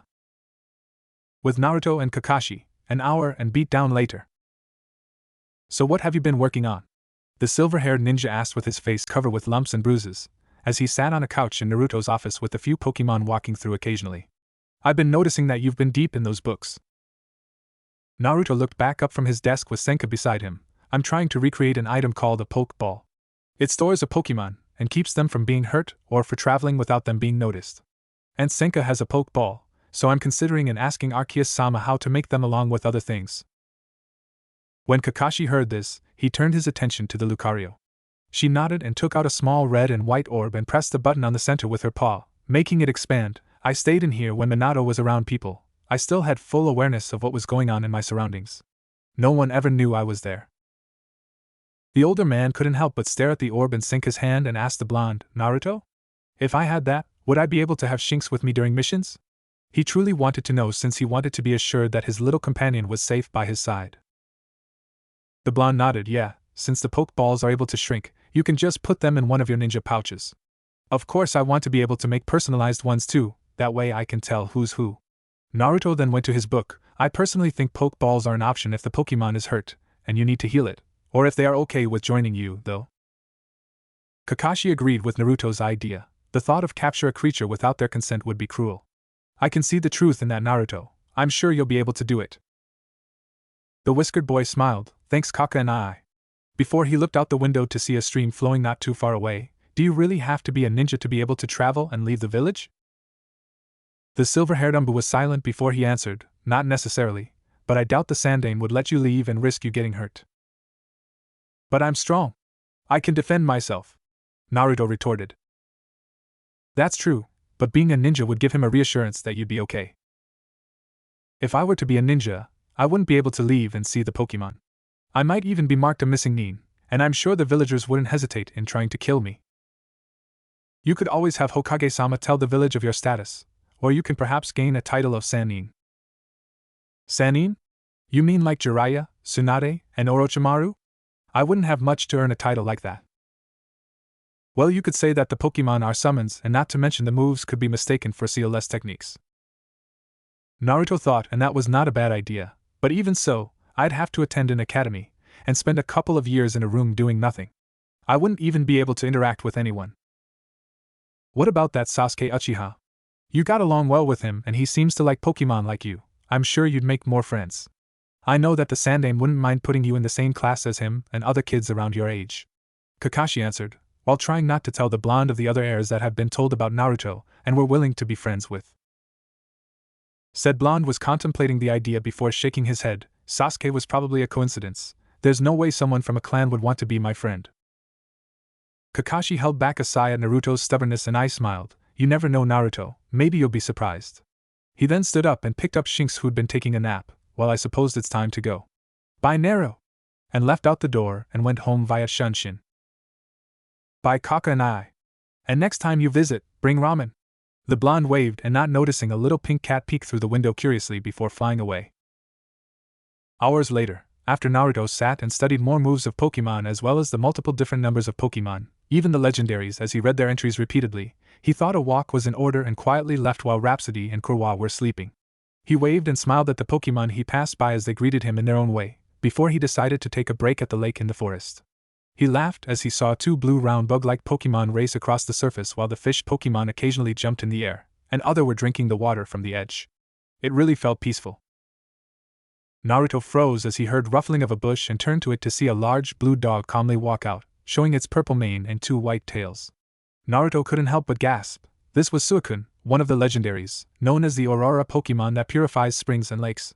When the large blue canine noticed the blonde's presence, it stopped and stared before speaking in a strong yet gentle tone. You are the one father told me about, aren't you? Naruto just nodded. Yeah, my name is Naruto Uzumaki Namikaze. It's really an honor to meet you, Suicune. Suicune nodded as it looked over at the forest Pokemon that were watching from afar as well as the lake Pokemon and turned back to Naruto. You must truly love Pokemon for them to allow your presence. I love Pokemon. I'd gladly give up my life for them. They're one of my precious people. It shows. You do not seem to be like the humans of the past that would try to hunt legendaries down to be used as a trophy, nor are you like the humans that react with fear of the unknown. The blonde shook his head. I would never do either of those things. Pokemon are living creatures that have feelings, not things or monsters. Besides, I'd be a hypocrite if I were scared of Pokemon while people claim me to be a monster too. Suicune tilted its head in confusion. What do you mean? Naruto then proceeded to tell the legendary hound of his life from birth, to the abuse from the villagers, meeting Arceus, learning his heritage and status of a Jinchuriki, and finally the fact that he moved to live in the forest and bonded with the Pokemon. Suicune was both enraged of how cruel humans were and impressed in how strong and pure-hearted this young boy was. Naruto, when father told the other legendaries and myself of you, we did not believe such a person would exist. However, now that I've met you, you truly are how father had described. Perhaps if the other legendaries meet you, they will think the same. The blonde couldn't believe his ears. He had been spoken of by Arceus-sama, and the legendaries were probably willing to meet him someday. Not being able to control himself, Naruto gave Suicune a hug. Thank you, Suicune. He cheered before he looked up at the big blue dog. If you don't mind, will you tell me what it's like outside of Konoha? Suicune nodded. I see no harm. Of course I am on my way to purify a lake in an area not too far from here. I see. I can always wait here until you are done, Naruto suggested as he didn't want to get in a legendary Pokemon's way of duty. The large, majestic creature lowered itself to the ground, making Naruto confused before it explained, I will allow you to ride on my back and see me purify the lake. This made the blonde beam as he mounted on Suicune and hung on tightly as it rose and leapt, and sometimes walking across the bodies of water quickly. Naruto could feel his heart beat in exhilaration as the wind blew through his hair, before they finally made to a stop at the polluted lake. It was one of the lakes from the training grounds near the slums of Konoha. The blonde plugged his nose with one hand but wasn't really surprised. After all, his old apartment was in Konoha's poor district. Suicune ignored the pungent stench as it took a step on the surface, causing a ripple that made the water become a lighter shade than from the disgusting brownish green it was. The blonde watched in silent awe as the Aurora Pokemon leaped across the lake repeatedly, making the water clearer, until it gave a pure crystal blue hue, showing that the water was clean, before they left and returned to the Forest of Death. After the blonde dismounted Suicune, he smiled and bowed. Thank you for letting me see that, it was amazing. The two-tailed hound's eyes softened in happiness as it nodded. It is rare to interact with someone. Now, you wanted me to tell you of the world outside of this place, correct? Naruto nodded, although, since I primarily stay in areas that contain water, the world has become quite unique. The landscapes are not too different than from the past. Deserts that seem to spread endlessly, oceans that contain mysterious things, grasslands that are mostly tranquil, mountains that contain caves that some may hold treasures, a deep underground life below the surface, a sky that holds so much, whatever else beyond the sky, and the civilizations that holds life. In each of them, Pokemon are found. Even enduring this current time that Pokemon are nothing more than fairy tale, or myth, we live alongside humans and aid the good-hearted. However, I will not hide the fact that foolish excuse of living beings abuse others as you already know of. I believe some even though a small amount change make a grand difference in the world. There may always be a possibility of one thing. The blonde looked up confused. What's that, Suicune? Said Pokemon looked up at the sky. I may not be able to see into the future or control time like some of my siblings do, but I do know that you are a person capable of changing a dark fate and be a beacon of light. Suicune said before it left, not explaining the hidden meaning in what it had just said.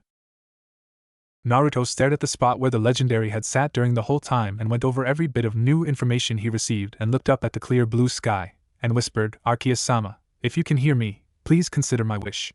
I want to make a way that Pokemon and humans will be together again. I'll try my best and start with getting better and make Pokeballs, to keep them safe from evil but otherwise free. And if there's a way for me to make it happen, I'll do it. But I want to first help the people that have been treated like or maybe worse than me. I want to help the Jinchuriki. After he'd finished his prayer, he walked back to his home to resume his work. In a different dimension.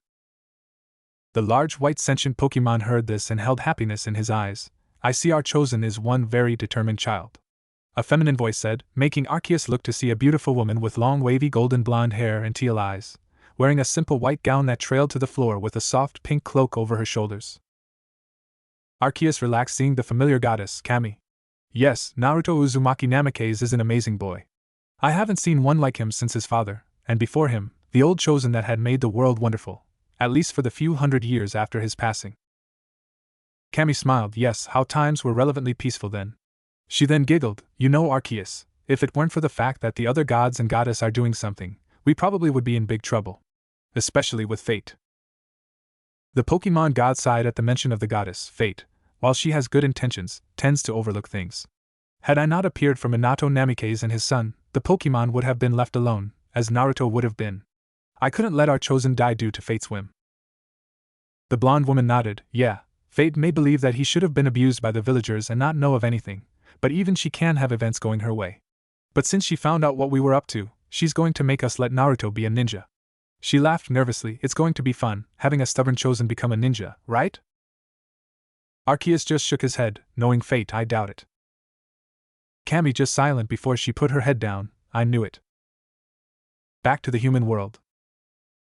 Come on, Itachi and I. Hurry up. Sasuke yelled as he ran and had to stop and wait for his older brother. Itachi just walked casually, and didn't mind his little brother's eagerness. After all, he did have to wait for a couple weeks since the older had to leave on missions until the small brunette could see Naruto again. Otuto, be patient. Naruto-san will still be in the forest, and you will be able to play with the Pokemon again. The older Uchiha lightly scolded as he easily caught up with Sasuke. Honestly, he was quite surprised that their father had actually approved of Sasuke being friends with the blonde. Not that Itachi himself would question his father in allowing Sasuke to meet with the admittedly adorable boy. Oh no, Itachi would sate his curiosity in his interest of the young prodigy. Sasuke, though, really wasn't thinking that many different thought than his brothers. Naruto seemed to make his heart tingle and make him feel warm. The blonde was kind and talented and had a radiant appearance that was brighter than the sun, but made you want to protect him from the mean parts of the world. If it weren't for the fact that Sasuke didn't know that his fangirls were viewing Sasuke as cute like he had viewed Naruto beautiful, he would have called it love at first sight. When the Uchihas had almost arrived to the forest's gate, they stopped when they saw what looked like a white wolf with a black rounded face, large claws, a black horn from the side of its head, and gleaming red eyes landed from nowhere and stared at the two for a few minutes before bounding away. Neither wouldn't know what the silent meaning of this creature that appeared before them until they met with the whiskered blonde that was deep within the forest. Chapter 3. Naruto! Sasuke called out from the entrance of the forest, making his voice reverberate through the trees and attracting the attention of the wild Pokemon. Some stayed silent and continued on with what they were doing or ignored the boy for being a friend of their resident blonde. A certain bear cub's ears twitched before it ran toward the source of the voice and hugged the young Uchiha as it cheered, "You are." Sasuke laughed as he scooped the cub up and smiled, "Hey, Teddiursa. I miss you." As he then petted his furry friend while Itachi watched his little brother interact with the small bear Pokemon. It was rather surprising how well the two got along when this was only their second meeting. It was somewhat enviable. Naruto's going to be happy to know that other people like Pokemon. A calm female voice spoke, making both Uchihas turn to see the strange girl that was with Naruto the last time they'd seen him. Itachi noticed the abnormality of the girl as she floated and proceeded to ask, "What are you exactly?" Rhapsody calmly responded, "My name is Rhapsody. I'm a Pokemon known as Meloetta, and Naruto's sister figure." She smiled as she never opened her mouth. "I'm sure you two are here to visit Naruto?" Sasuke nodded with the Teddiursa still in his arms as he asked curiously, "How can you talk, Rhapsody?" "I only hear Teddiursa say its name." That's because some Pokemon are able to speak telepathically. Psychics and ghost types are an example of that. The Meloetta explained mentally with Sasuke still a little confused with what types were. "By the way, that Teddiursa is a female, and really likes you. She and you should be together as a team, well after you tell Naruto and get his permission." Sasuke was happy that he'd gotten another new friend. "You'd think Naruto would be okay with me having her by my side?" he asked as he scratched Teddiursa behind the ear, making her growl in pleasure. Rhapsody smiled and knew her companion would be fine with this. Naruto allows people to partner with Pokemon if he knows they have good intentions and the Pokemon agrees to work with them. She explained as she turned around and started to slowly float away. "Now follow me. Naruto's taking a little nap from his study frenzy, but I'm sure he wouldn't mind the company. Now that I think about it, he made an oran berry pie before that too." The two were confused, but followed the Pokemon along the way and finally reached Naruto's home, having Itachi mildly surprised that there was a house at all in infamously dangerous forest, but then again no one ever entered for fear of being killed. The bear Pokemon leaped out of Sasuke's arms and tugged at his pant legs to go inside while Rhapsody entered the house and waited for them to come in. Itachi went inside with the younger following not too far behind with Teddiursa at his side. Both looked in awe at how big the house was from the inside. There seemed to be a lot of doors with different plaques on them. The Meloetta led them to a door that had Naruto's study well engraved into it, and went inside to see the cutest thing the Uchihas had ever seen, Naruto's sleeping face as he curled up on the couch in his study with a thin blanket over him and Kurama curled in a ball napping next to him. So pretty Sasuke couldn't help but think as he saw how Naruto's silky blonde hair perfectly framed his face. Just like an angel. Itachi thought the same thing, but couldn't help but understand Naruto's viewpoint in not wanting to be a ninja. After all, the civilians didn't deserve the ethereal boy's protection after their abuse, and judging from the tower of shelves stacked with books, he must be quite strong. Rhapsody floated over to the blonde and gently shook his shoulder. Naruto slowly woke up and tried to rub the sleep out of his eye, and then Rhapsody. "What is it?" he asked before noticing the Uchiha siblings and being fully awake. "Oh, Sasuke and Itachi. I didn't expect for you two to visit." The older Uchiha bowed and apologized. "I am sorry if we are being an inconvenience to you." The blonde just smiled and waved it off. "It's no problem at all, so you don't have to apologize." He turned and noticed Teddiursa in Sasuke's arms with said boy fidgeting slightly. Naruto raised his eyebrow in question. "Is there something you want to ask me, Sasuke?" Sasuke nodded and spoke. "Well, I was wondering if you would let me and Teddiursa be partners." "Are you fine with this?" Naruto asked the bear Pokemon. "He's a nice kid, I like him. I know he'll show love towards Pokemon," Teddiursa confirmed as talked in her native language.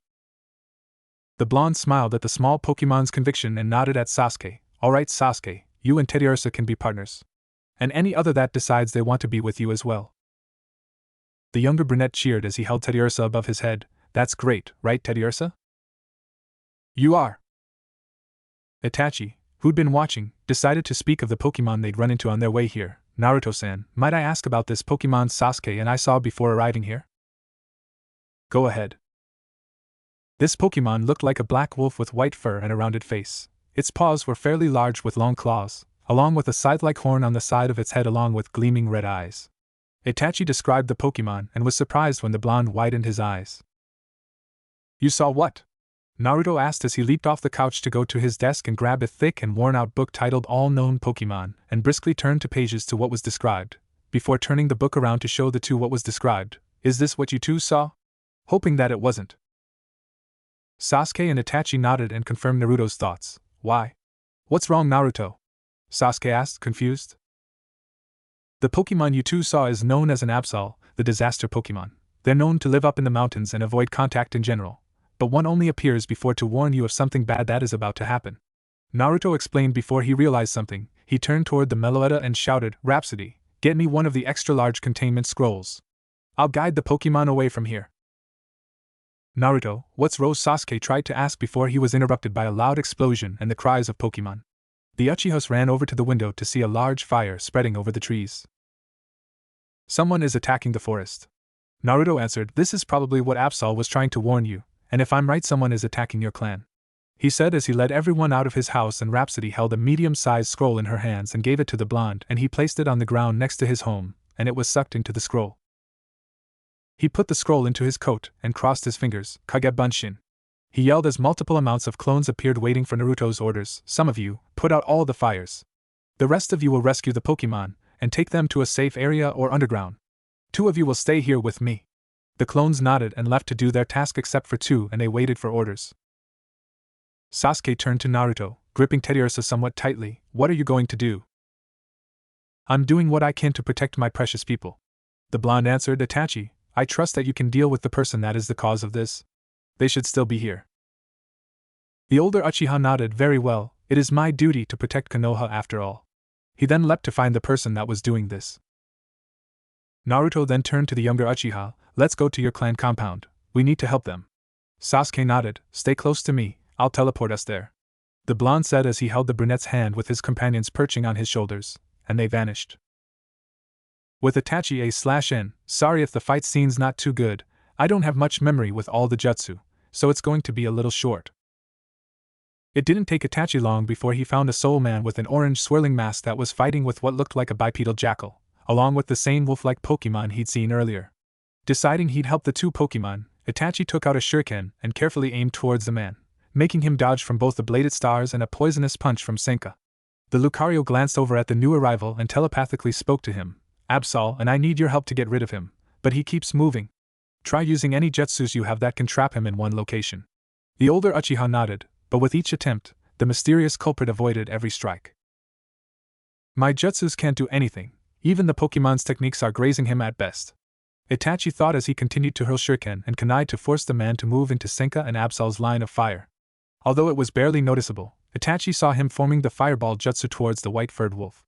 Without thinking, he hurriedly grabbed Absol, getting scratched on the forehead, and accidentally chipping the horn, and swallowing the piece in the progress as he landed at a safe and placed Absol back down. Are you okay? Itachi asked as he rubbed his throat and ignoring the tingling feeling on his forehead, wondering what would happen to him. Absol silently nodded as he prepared to return to the fight, but was stopped as the Lucario launched an aura sphere and yelled at the two, "Get out of here, now! I'll hold him off. Itachi-san! Go help Naruto and your family." Itachi wanted to protest and help Senka, but both he and Absol were injured and exhausted. He hesitantly nodded as he prepared to leave with Absol before Senka told him something. "When you see Naruto, can you tell him I'll always love him?" Itachi nodded and he and the disaster Pokemon headed towards the Uchiha compound. The Lucario smiled sadly before facing the masked man once more and growled. The man sneered, "You really made a mistake in allowing those two to escape." Before the two were fighting once more with Naruto and Sasuke. The two 8-year-old boys were shocked with the sight before them. Blood and dead bodies were everywhere. Sasuke recognized them as his family, the other Uchiha members. He wanted to shed tears, but he hoped that his mother and father were at the very least alive. Naruto looked over at the bodies carefully. The bodies were drenched with their own blood, but he could see they were missing their eyes. He could revive them, but he only had enough to completely heal one person. While the young Uchiha ran deeper, Naruto hastily took a body that seemed to be a teenager around Itachi's age with his right eye missing and quickly brought out his revival herb salve and potion, and gave them to his clone. "Heal his as quickly as you can, and ask him what is going on." The clone nodded and went to work while the blonde went after Sasuke.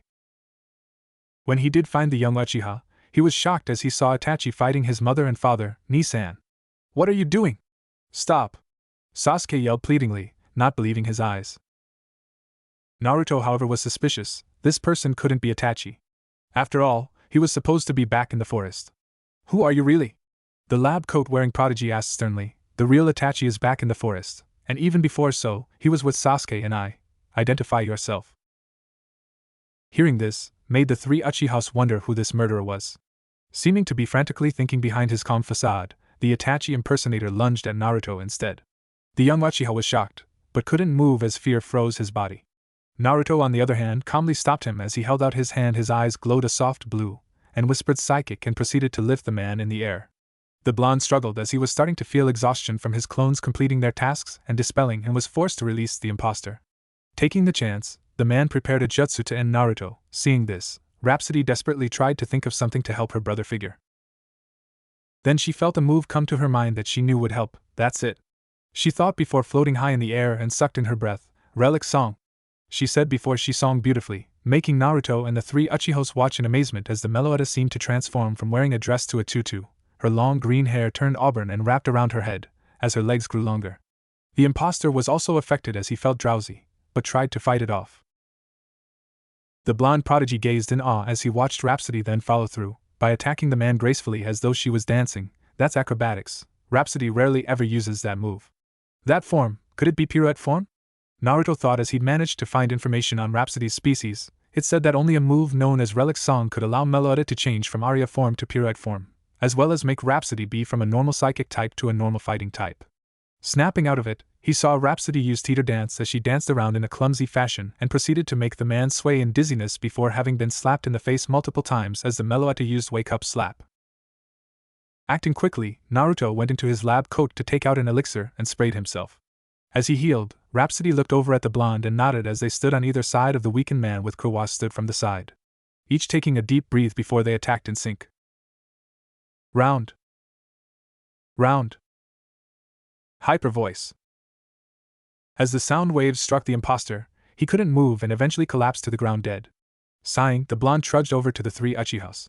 What looked like Sasuke's mother and father seemed to be guarding their youngest son as Naruto approached.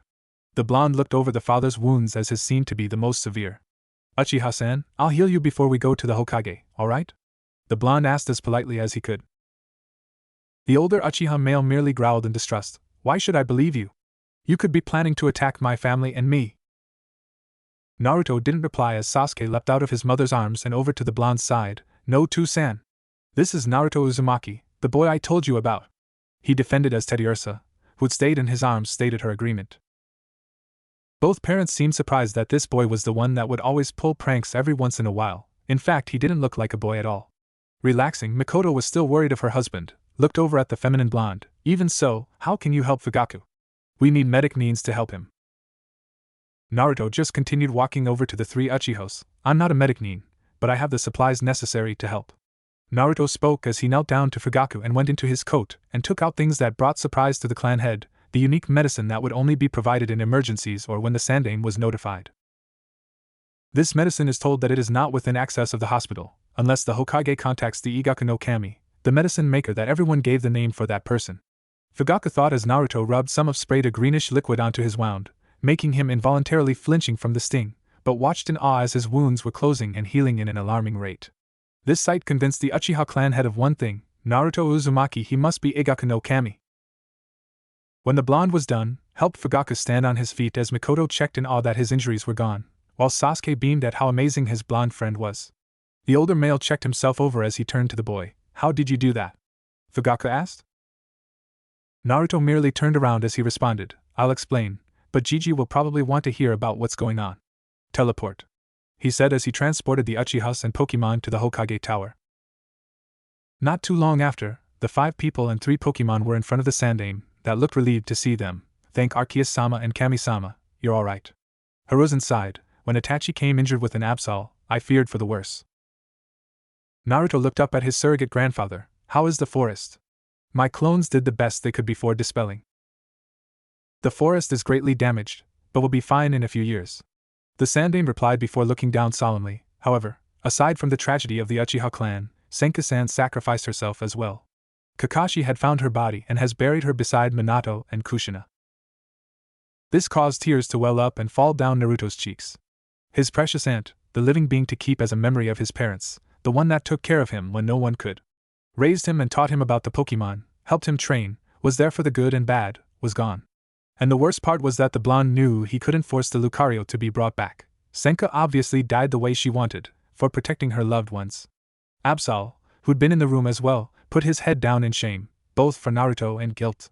The blonde prodigy wiped away his tears. Senka still had Pokemon eggs with her that hadn't hatched yet. It had to be raised. Gigi, what about her Pokemon eggs? Hiruzen held 2 large eggs, one blue and the other red, and gave them to Naruto. They were safe since Senka hid them well. The blonde just smiled and hugged the eggs close while Sasuke came closer to see the eggs up close. Fugaku finally asked, Hokage-sama, what is going on? Not only is Naruto the Igaku no Kami, but a large population of my clan was killed, by a man that pretended to be Itachi no less. Hiruzen just sighed. I do not know of why your clan was massacred, aside from the fact that I kept getting anonymous letters of your clan planning a coup d'etat, which I doubt you would do to a village that your friend protected. He replied. As for Naruto, the Forest of Death was his home with the Pokemon until this event occurred. In there, he created the medicine you and other clan heads can to know. As for Naruto exactly, I believe that since you, Mikoto, and the other clan heads were friends and teammates for Kushina and Minato, it is only fair that you're properly introduced to their son. Turning them to Naruto, this is Naruto Uzumaki Namikaze, son of Minato Namikaze and Kushina Uzumaki. This shocked the 2 adult Uchihas. This child that was treated cruelly was their friend's son, the very same that they thought had died during the night of the Kyuubi attack. Turning to the Sandaime, Mikoto yelled, Why didn't you tell us? We had a right to know. I'm sorry, I made a mistake. Minato actually wanted me to tell the village of his status. I hadn't realized what an awful thing I'd done until 5 years later. Hiruzen said gravely, glancing over at Naruto, who seemed to be staring at the unconscious Uchiha that had been on the couch and letting Sasuke hold and rub the red egg, before continuing to tell of what else Naruto had accomplished as well as about Pokemon. Fugaku nodded, upset as he was. He saw the logic in what the Sandaime had tried to do. He announced, Hokage-sama, I would like to adopt Naruto into the Uchiha clan. At this, Naruto looked up at the older man in surprise. Of course, that surprise kept going when the unconscious Uchiha finally awoke, along with Itachi finally entering the office with bandages on his head and arms. A groan was heard before he rose. This must be the world of the dead, huh? He said as he looked around. Doesn't seem all that creepy though. When he spotted Itachi, the nameless Uchiha sprung to his feet and grabbed Itachi's shoulders. Why are you here, Itachi? You're too young to be dead. Wait, I am too! He yelled hysterically before weeping. Sighing, Itachi did the only thing he could think of to calm the person down. Punching him in the face. Shursui, you aren't dead. The worst thing you have is a missing eye. The Uchiha, now named Shursui, calmed down as he rubbed his swollen cheek. Huh? Oh yeah, you're right. Come to think of it, I woke up a little while ago to a blonde angel kissing me. This made the others turn to Naruto, who turned away. My clone gave him CPR when it took too long for his lungs to work. With that aside, Fugaku cleared his throat from the slight embarrassment his now-alive nephew caused. I will state this again. I would formally wish to adopt Naruto Uzumaki Namikaze into the Uchiha clan. Sasuke beamed as he held the egg with Teddiursa beside him. Does that mean Naruto's going to be my new brother? Naruto interjected, wait, I never agreed on this. And I might end up having to join the academy. Why don't you want to, Naruto-kun? Mikoto asked for both the topic of being adopted and refusal for joining the academy. My house is still in one piece in my scroll, and I'm sure I can restore the forest so I can live with the Pokemon. Fugaku just grunted, the Pokemon will be allowed to stay and make residence in the compound. He didn't want to admit he wanted the blonde to join badly, as well as curious about Pokemon. Naruto considered the offer and thought it was a good one, nodded his head and created a shadow clone before sending it off. My clone will bring the Pokemon over to compound. And the academy? I know you still want me to attend Gigi. Hiruzen sighed, what would you like in return? The blonde grinned with Kurwa following behind. Whenever you have a job that goes out of the village, I get to come along and I leave a shadow clone behind. The Sandaime knew why Naruto wanted to do this. He always did want to be able to leave the village and meet new Pokemon.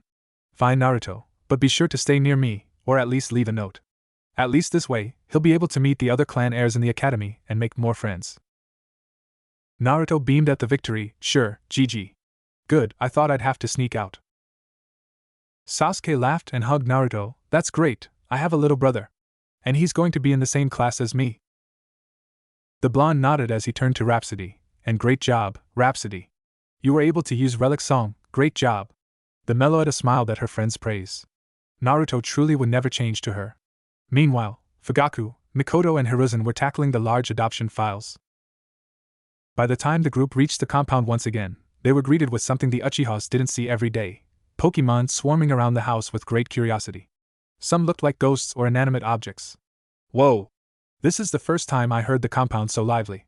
Shursui yelled, holding the red Pokemon egg instead of Sasuke, while said brunette was carrying Teddiursa. Fugaku was a little disturbed by the noise, but didn't say anything, seeing as his family was happy.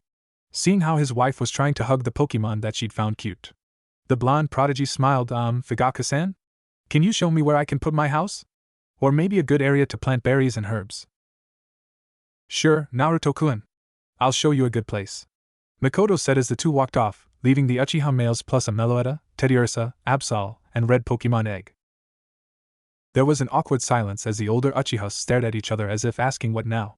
Sasuke didn't pay much mind to them and went to see the Pokemon that he was going to live with. Seeing this, the others followed behind. Itachi, do you know what some of these Pokemon are? Fugaku asked as he looked around. Itachi just shook his head, no I don't, Tusan. I only know that the one in Sasuke's arms is a Teddiursa and the one beside me is an Absol. Naruto will teach you about Pokemon later on. Rhapsody spoke, and maybe teach you moves, but that all depends on Naruto. He isn't too used to human contact. Upon entering their home, a bell with eyes floated and landed itself on the clan head's right shoulder. What is this? Fugaku asked stoically after seeing a flying bell as held it in his hands and stared at it. That's a Chingling. It is by all means a Pokemon, a psychic type to be exact. It looks and feels like a bell. If not a little warm. Pokemon come in all shapes and sizes, some look like animals, some look plants, bugs, have a human shape, and even appear to look like stuffed animals or everyday objects. Fugaku decided not to argue, seeing that he obviously wouldn't win. When they finally reached the family room, they were greeted with the sight of their adoptive son/brother/cousin and mother having tea and what looked like blue pie, with Mikoto enjoying every bite. What took you for so long? You could have enjoyed Naruto-kun's pie. What kind is it again? Naruto calmly replied with a smile, oran berry pie. If you'd like something sweeter, I know just the kind of berry to use, and I'd be willing to give you the recipe. Shursui just asked the question of what the others excluding Sasuke were thinking. How did you two get here so fast? Teleport. The blonde prodigy said as though it were obvious. Hey Naruto, can you tell me more about Pokemon? Sasuke asked eagerly. The blonde smiled, sure, let's go. The two then took off with Kurwa, Rhapsody, and Teddiursa not too far behind. Itachi and Absol followed suit to keep an eye on the two 8-year-olds. Having Naruto here seems to be a good thing, Mikoto said with a happy gleam in her eyes. Fugaku agreed with a small smile, yes, he is a good thing to have in the clan. 1 week later. Hello, my name is Naruto Uzumaki Uchiha. It's a pleasure to meet you, Naruto said formally with a bow in the end of his introduction. Fortunately, Naruto was indeed placed in the same class as Sasuke's and the other clan heirs, and had time to prepare and for Sasuke to tell the classmates of him having a little brother. The blonde didn't seem unnerved that his Pokemon weren't out in the open due to Naruto finally being able to make Pokeballs now, but what did creep him out were the stares and whispers. He never was the type for gathering attention. Iruka Yumino, the chunin in charge of the class, told Naruto to sit wherever there was an empty seat. Going for the only person he was familiar with, he sat next to Sasuke, who seemed very happy about that. Not too long after, Naruto was bored. There wasn't anything interesting, no medical classes, no stealth lessons, no Fuinjutsu classes, nothing a real ninja should learn. Just history. Don't get Naruto wrong, he did expect this, but how did anyone come to be a good ninja from this? I should have just snuck out. The blonde sighed. When it was finally time for a break, a large group of kids seemed to surround Naruto before he could even leave his desk. Glancing to the side, Sasuke seemed to have the same problem. Hey, you're Naruto, right? I'm Kiba Inuzuka, my mom told me about you. She says you're really cool. A boy with spiky brown hair and red triangular marks on his cheeks grinned. I'm Ino Yamanaka. My dad said you'd be a good friend, same with Shikamaru and Shuji. A girl with platinum blonde hair and blue eyes smiled warmly as she pointed to her friends. A boy with brown hair tied in a spiky ponytail, and lazy eyes, and a roundish boy with swirls on his cheeks that was eating chips. Nice to meet you, my dad said the same thing the troublesome girl did. Shikamaru muttered as he yawned. Hello? Shuji greeted as he munched on his snack. I am Shino Aburame. I have been told of you by my father as well. If you do not mind insects, perhaps we can be friends. A boy that had most of his face covered said, with Naruto replying that he liked bugs. Ayano, I am Hinata Hyuga, it's nice to meet you. A shy girl with bluish black hair and lavender eyes greeted as she twiddled her fingers. I am Sai. It is nice to meet you. A boy that looked similar to Sasuke greeted as he held a sketchbook in his arms. Naruto himself was surprised. Kids were actually talking to him. When he felt a tug at his arm, he saw that Sasuke was directing him. Come on, Naruto. Let's go eat outside. Our next class is outside, so it's fine. The blonde nodded. Sure, you guys can come with us too, if you want to. Naruto said to the group that had introduced themselves to him. For as much as he could tell, none of them had ill intentions. When the group found a good place under a big tree, they each took out their own lunches, and stared in awe at Naruto and Sasuke's lunches. They looked like they were made by a gourmet chef. Wow, Naruto, Sasuke. Your lunches look so well done. Did your mom make that for you? Shuji asked as he tried to contain the drool in his mouth, while Kiba was trying to do the same as the delicious smells entered his senses. Naruto just smiled, and showed his tray. You all can have some. I have a lot of extras. The 7 each took a piece of random food and ate, and beamed at how good it was. The older Uchiha smirked. You know, Naruto actually made our lunches today. Our mom's on a mission. You know, you seem a lot like a girl, Naruto. Are you sure you aren't one? Sai asked nonchalantly as he enjoyed the taste that was still on his tongue. Naruto ignored it, since it wasn't intended to sound insulting. I'm sure I'm a boy, Sai. Ino was shocked as well as a few of the others. Really? You look so pretty. What's your secret? Ino asked as she leaned forward. The blonde just sweat dropped. I don't really have a secret. I train and eat healthy. You need sleep too, Naruto. I know you stay up for days to study, Sasuke mentioned calmly. Naruto frowned, but it looked more like a pout, and grumbled, I do sleep. I switch places with a clone to take a nap sometimes. Sasuke turned to his adoptive brother. You should sleep more, even if I have to ask the Shroomish to put you to sleep. What's a Shroomish? Shikamaru asked in curiosity. Naruto glared at Sasuke a bit for slipping up but smiled at the others. Why don't Sasuke and me show you when you come over to our compound sometime? The others accepted the blonde's answer, and were satisfied with that.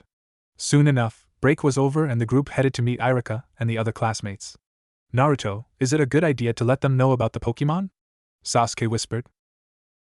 Naruto just looked at the group's backs. They're trustworthy and good kids. I'm sure Arceus-sama would be happy if I introduced them.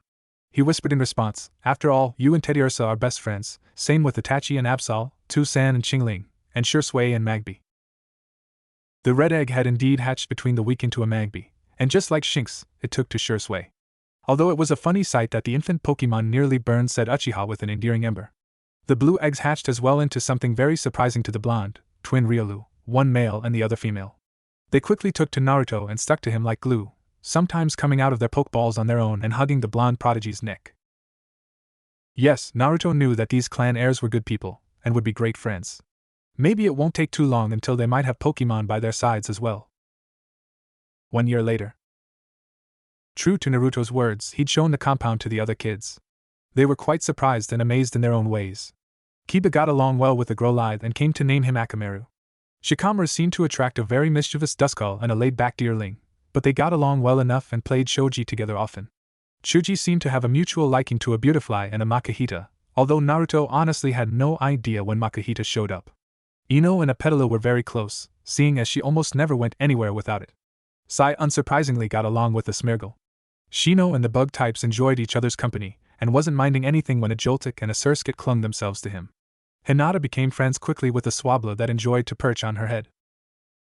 At first, they were actually worried they wouldn't be able to keep their friends if their parents were against the idea, but they were surprised to find out that they were not only fine with it, but allowed the Pokemon to stay on their compounds, with Naruto's inspections and permission of course. It seemed that the Sandaime actually had a talk with the clan heads about Pokemon with Naruto being there, and a special appearance of Moltres for a brief moment, and speaking of Naruto's status as well. Long story short, Pokemon were having a very good time at the different compounds. They did seem to rotate compounds every once though. Of course, during that year's span, they weren't the only ones that received a Pokemon companion. Niji, after a lot of convincing from Naruto's part, gave up his obsessive belief in fate and got along well with Hinata again, much to Hayashi's relief, and a Hoot became his partner. Although he did have a habit of calling the blonde Naruto-sama, much to his dislike and refusal of needing such respect. Another was a boy named Rock Lee. He was rather strange, but was well-spirited and determined to be a ninja, even though he couldn't use chakra. After being told of this by Hiruzen and meeting him firsthand, Naruto and a jounin by the name of Mato Guy, who claimed he was Kakashi's eternal rival, whatever that meant, helped him. Guy helped with taijutsu, while Naruto would encourage him and teach him moves. Lee seemed to be very happy when he learned he could still be strong without the help of chakra. Lee of course made friends with the just-as-spirited Mac Hop. The blonde, however, was mildly disturbed when Lee turned into a miniature version on Guy, but ignored it as a way to show respect. Naruto was also able to receive his end of the bargain with the Sandaime, and was able to go to Suna. To say the blonde wasn't happy about going would be a very big lie. Naruto met very unique desert Pokemon, and was able to meet a fellow Jinchuriki by the name of Sabaka no Gara. He was also the youngest son of the Kazekage. Naruto could remember how he met the redhead. Flashback. What's your name? Naruto asked a boy that was all by himself in the park. You aren't scared of me? The boy asked through pale green eyes, and it could be seen that he had a tattoo of a kanji of the word love on his forehead. Kit, this kid is a Jinchuriki like you, Kurama said from within Naruto. He holds the Ichibi no Tanuki, Shikaku. His seal looks like a hatch work though. Naruto smiled. Of course I'm not scared, you are just like me. You are? The boy gasped in surprise. The blonde nodded. That's right. I'm Naruto Uzumaki Namikaze Uchiha. What's your name? My name is Sabaka no Gara, the redhead answered shyly. Naruto held Gaara's hand and tugged at him. Hey, why don't we play out in the desert? There's something I want to show you. But we might get in trouble. Don't worry, it'll be fine, Naruto said with a grin as he teleported both himself and Gaara out of the village. He then guided the confused redhead to a group of Pokemon that looked at them curiously before leaving. What are they? Gaara asked. They're Pokemon. They're amazing creatures. Normally they don't show themselves to people though. The redhead looked down. But I'm a murderer, I killed people. You aren't a murderer, Gaara. Those people probably attacked and tried to kill you first, right? The blonde asked with a stern voice. The redhead nodded. Then you're a good person, your seal is just messed up, but I promise that when I get better at seals, I'll fix that problem. Trap. Trap? Both Naruto and Gaara asked before looking around, and finally looking down. A small Pokemon with button eyes was right next to the redhead, while its body was in the sand. When it came up, it was what Naruto learned to be called a Trapinch, the ant pit Pokemon. Glancing back and forth from Gaara and Trapinch, the blonde thought of something. Bending down to the Trapinch, Naruto asked, Hey Trapinch, what do you think of Gaara? He smells like blood, but he feels nice like you. I wouldn't mind being his friend. Gaara, this Trapinch is willing to be your friend, and I am too. So you aren't a bad person, Naruto said with a smile. The Trapinch agreed and rubbed his head on Gaara's leg, making him surprised. It's actually touching me without getting hurt. My sand usually attacks almost anyone that's near me. Gaara squatted and awkwardly petting the Pokemon, making Naruto smile. The same with Naruto too, I want to know more. The time went by rather quickly and Naruto had to leave with a sad Gaara watching, but Naruto promised him that he would send a clone and letters. Naruto also gave the redhead a greenish Pokeball with a gourd and a heart on it for Trapinch. The Sandaime was rather pleased with how Naruto was getting along with the Kazekage's youngest son. Of course, he unknowingly had a little hitchhiker as the two were leaving Suna and heading home. Flashback end. That was a good time indeed. Naruto remembered the surprise that were on both his and Hiruzen's face that a Darumaka came out of one of the empty Pokeballs the blonde had given to him. How it got in there was a mystery, but it was a welcomed one for the Sarutobi clan and Sandaime. Naruto had plenty of fun with his new friends. He'd actually took up Kakashi and the Sandaime's idea and trained them in moves as well as their Pokemon. Of course, Ino and Hinata didn't seem to enjoy Pokemon battles too much, but that's to a lot of Pokemon history research he told them and showed them Pokemon contests. That made the two girls very happy and had little contests with the boys participating and judging once in a while. The blonde did find out one thing. He hated an annoying pink-haired banshee by the name of Sakura Haruno. Not only did he discover that her voice was more painful than a screech attack, she seemed to have many screws loose in her head. She was the only one that didn't accept that Naruto was indeed Sasuke's adopted brother, and claimed that Naruto was really a whore that clung to her Sasuke-kun. She really wasn't anyone special. With Naruto's help, Ino and Hinata were tying for first place as the top kunoichi on the class. That didn't stop her from bragging that she was still smarter than Naruto.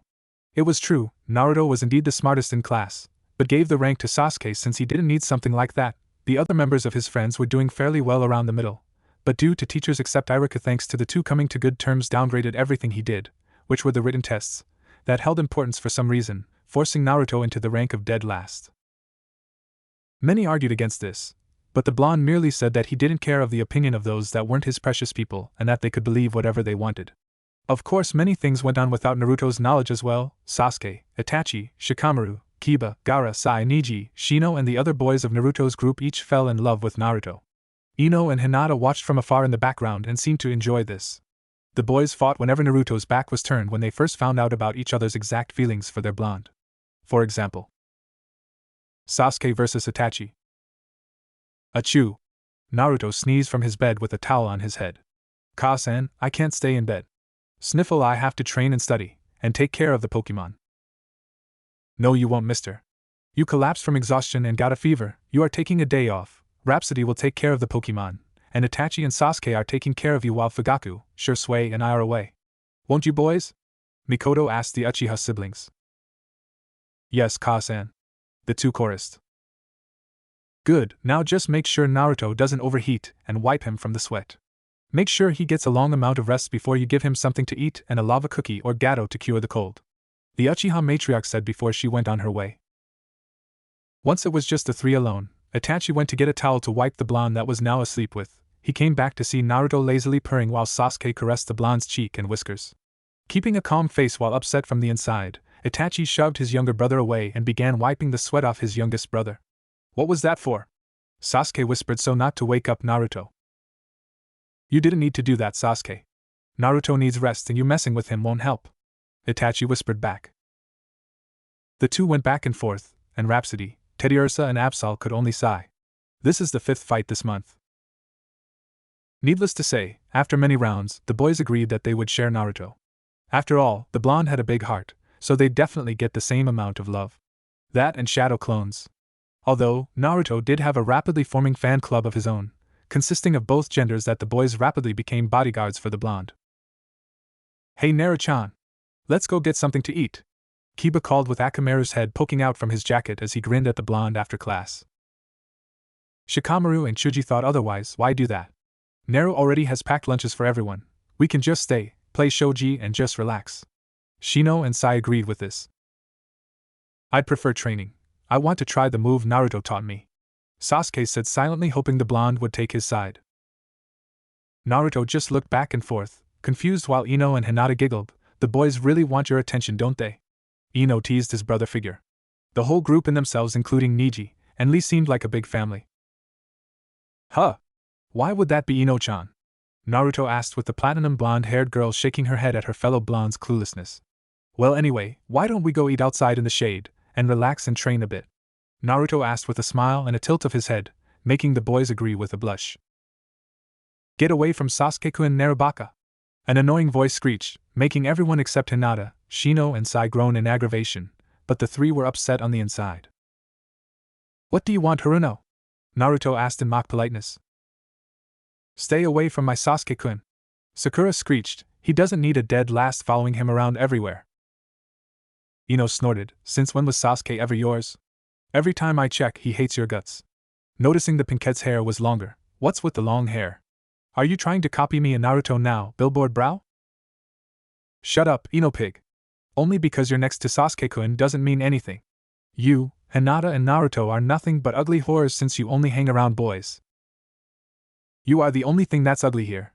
Sai said with a fake smile that he'd always hold. Maybe if you didn't wear the paint you call makeup, you'd look better.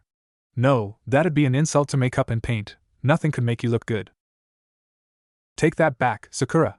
Kiba growled with the fire puppy not too far behind. Sakura nearly called for a dead sentence with her response, shut up, dog breath. I don't need to hear anything from a stupid mongrel like you and that dumb mutated mutt. I mean, that thing should be put down. The room seemed to get a lot colder. Everyone turned to the source and saw Naruto shaking in fury. You can call me whatever worthless thing you want. You can brag about your rank and call me dead last. But never, insult Kiba, Akamaru, or anyone I consider my friends. Or I won't hesitate to kill you. You sorry waste of flesh. The blonde yelled with his voice becoming demonic as he tapped into his yukai. The group proceeded to calm Naruto down and led him out of the building. Sasuke was the last to leave and glared at the trembling girl that seemed to hope for comfort. Instead he just sneered, a sorry excuse of a girl like you isn't worth my attention, and I will kill you if you dare upset Naruto again. With that he turned and left without looking back. Naruto just breathed deeply until he finally relaxed. He looked at his friends that were all concerned, giving them a small smile. Sorry for that, guys. I didn't mean to worry you. Kiba just shook his head. No way, Naruchan, you defended me and Akamaru. That's more than we can ask for. Naru, don't be so troublesome. We'd never blame you for anything. I wish you did kill her, Naruto. I've drawn many scenarios with Smeargle. It is logical that you would act that way. The fault is Haruno's, not yours. I can't believe I was ever friends with a jerk like her, but I won't let her or anyone hurt my friends. I promise I'll use a mega punch on her the next time we spar. Sasuke, who just arrived, even agreed and patted Naruto on the head. Although he didn't say anything, the meaning was there. The blonde just beamed from all of their comforting words and actions. Thank you, he said, wrapped everyone into a group hug. Yes, being in the academy and having friends was a wonderful thing. I wouldn't have it any other way. Chapter 4. Let's go, Naruto. You have to take that genin exam today. Kurama yelled to awaken his blonde friend from his slumber. I'm up, Kurama. You sure are a lot more energetic since you evolved. Naruto groaned as he tried to fix his long hair. Sure enough, beside his bed was a large Zoroark. Over the 2 years, and with their training reaching to the beginning of stage 5, Kurama managed to evolve and become even stronger. But evolving never changed his personality. He's a big fox Pokemon, loves pranks like he did before, and tended to transform a lot more now. Kurama wasn't the only one to evolve though. Shinx evolved into Luxio, and the two still held a rivalry with each other. Kakashi and Naruto didn't mind whatsoever, just as long as they didn't cause havoc. Of course, Kakashi did have to get used to Luxio's surprise shocks whenever he wanted to say something. That aside, the group got a lot stronger, each of them being from stage 2 to 3 and having a good range of moves that suited them. Naruto was naturally the strongest, but he still trained alongside the others and sometimes privately. Naruto, you can always just use teleport to land near the academy, Rhapsody offered as she munched on a pecha berry muffin. The Meloetta was strong herself, being near the beginning of stage 7, but she preferred contests, singing, or helping Pokemon when fighting was in need.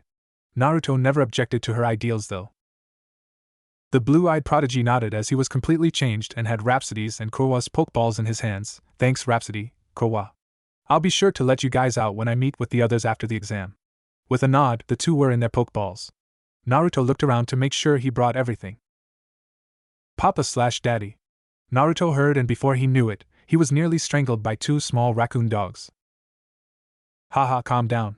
Sena Kazu, the blonde said as he hugged the twin Riolu. The two had parts of their names after their mother. Sena was the female twin, and seemed to be a very rambunctious one, while Kazu was more of a strategic planner and more careful, after trying to copy Naruto.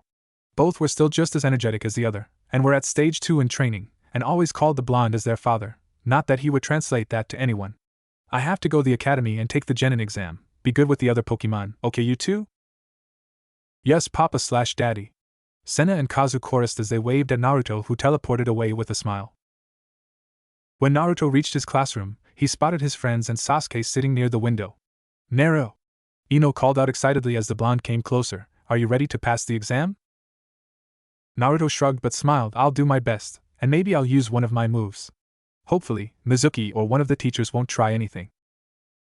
If they do, Akamaru and I'll show them the punishment for messing with a member of a pack.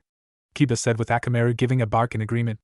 Kiba was pretty much the only one allowed to have his Pokemon out, since the civilians merely considered them mean dogs. Of course, Akamaru wasn't the only Pokemon that was with Kiba. After the group going to the mountains and traveling around to train and find materials and fossils on Naruto's advice and the Sandame's allowance, read, Naruto finding Hiruzen's Ika paradise and begging Naruto for mercy, with Kiba making friends with an Eren and Electrike, Shikamaru with a Diglett and Abra, Hinata with a Sneasel and Horsia, Niji with a Minfa and Metatite, a Tyrogue for Lee, a Rhyhorn and Swinub for Chuji, Woobat and Drillbur for Sai, Ino with a Nidoran couple and a Natu, Shino with a Paras and Durant, Sasuke with a Dano and Charmander, and Naruto finding a Dratini, Larvitar and Gible. Kakashi even found a Corphish, Piku, and Cubone while he was away on a mission. The same with Mikoto, Fugaku, Itachi, and Shursui. She'd met an Apom and Azurill, Fugaku met a Poniard and Cubchoo, Itachi came back with a pair of Ralts and a Beldum, and Shursui met a Murkrow and an Axu. And from what Naruto heard and saw from Gaara, he'd become friends with the Maractus, Cacnea, Sigilyph, and Sandile. Gaara seemed to be a popular person among the desert Pokemon, as Trapinch liked to joke. Aside from that, everything went well. The clans were close with all the Pokemon rotating compounds. The clans that were stuck in old ways, like the Hyuga clan's caged bird seal, was removed and named as treason for use of slavery, allowing the main and branch members to be on equal terms. The Root Ninja, or the supposedly disbanded group that was led by Danzo, was discovered when the blonde prodigy was notified by Sai, who revealed everything and wanted nothing to do with the man, and told the group and Sandame that the Itachi imposter was a Root Ninja acting out Danzo's orders. The former civilian councilmen still caused trouble, thinking they still held great power, including the pink-haired woman that was the head of the civilian council. Unsurprisingly, she turned out to be Sakura's mother by the name of Mabuki. She was just like her daughter, and it seemed that as an attempt to gain power, she raised Sakura to believe that she loved Sasuke and he loved her back, as well as to hate and try to harm Naruto as much as possible. When Ino learned of this, she was mildly saddened that her former friend's mother would do such a thing, but it gave her another reason to hate the Haruno family for being vindictive and an insult to all women and Kunoichi. Sakura, herself, seemed to act the same high and mighty shallow child she'd always been, and made attempts to ruin Naruto's reputation or screech that he cheated whenever he and Sasuke sparred and won, or whatever else that was in that warped mind of hers.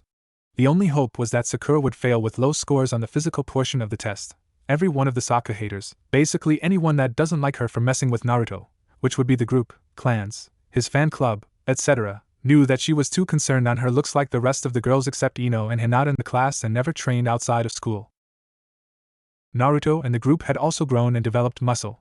The blonde prodigy couldn't help but be happy and proud about how strong they'd become, and how great friends they were, since they always hung out with each other, although they did seem to like teasing the blonde by calling him sensei, which led them to be scared when Naruto would use mean look and say, I may love you guys, but call me sensei and I will hurt you. That tended to do job, but only for so long. The group stayed in their seats close to each other, or more accurately Naruto, as Iruka came into the classroom with Mizuki in tow. Alright class, settle down and take your seats. Iruka said to the loud class that just ignored the scarred man and actually got louder. Getting annoyed, he used his demon head jutsu and bellowed as his head was enlarged, shut up and sit down now, you annoying brats. That did the trick, and Naruto watched and snickered as his classmates frantically went to their seats. When they did, Iruka explained about the genin exam being a 4-part test, a written, accuracy, taijutsu, and ninjutsu, using the 3 techniques that were taught in the academy and a jutsu you know outside of school for extra credit. After the explanation, the brown-haired Chunin looked over at Naruto and nodded to him. Just like the people that knew of Naruto's abilities and Pokemon, he knew that Naruto was holding back over the years and wanted to see his strength, or at least a bit of it. And I'm going to skim down the details for the genin exam a bit. It's more or less the same as the canon. Mizuki passed out the test to the students, and didn't hide the fact that he was glaring at Naruto as he gave him the test. Taking a look at the test, he just stared at it. Kid, that guy put a genjutsu on it. a bad one at that. Just dispel it and tell Iruka. Kurama said to Naruto, who followed the demon fox's orders and told the Chunin through telepathy that he'd managed to learn thanks to the psychic Pokemon before dispelling the false questions and starting his test along with everyone else. Meanwhile, Iruka was just glancing at Mizuki from the corner of his eye. After everyone was done with their tests and a good few hours passing by, Iruka and Mizuki led the class to the training ground and instructed them on the purpose of the accuracy test, which was rather obvious since it was in the name, to throw 10 shuriken and 10 kunai at the targets and hit them in the vital areas. The students scored rather low, with Sakura scoring a 5 out of 10 and the group making either an 8 or 9 out of 10 thanks to Naruto's tour training, and Naruto scoring the highest with a 10 out of 10. At that, Iruka was pleasantly surprised and Mizuki was mentally growling as both watched the blonde get congratulated by his adopted brother and friends. Next was the taijutsu test, which was to spar against Mizuki in a ring and to make sure you stay in the ring and fight for 5 seconds, and then a randomized spar against a classmate. Easy enough for the group and Naruto. They easily beat Mizuki within those 5 seconds, and threw him out of the ring, although it was annoying that Mizuki didn't hold back against the whiskered blonde, but it wasn't too difficult.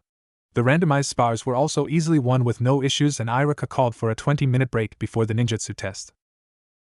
Naruto and the group sat on the roof of the academy as some yawned in boredom. Man, that was too easy, Kiba said with Akamaru agreeing. Thanks to our training we did it without a single problem, Ino said with a smile. It was so troublesome, I wish I was Abra, he has it easy. Shikamaru sighed, earning a few sweat drops. What about you, Naruto? Shino asked as everyone turned to hear his response.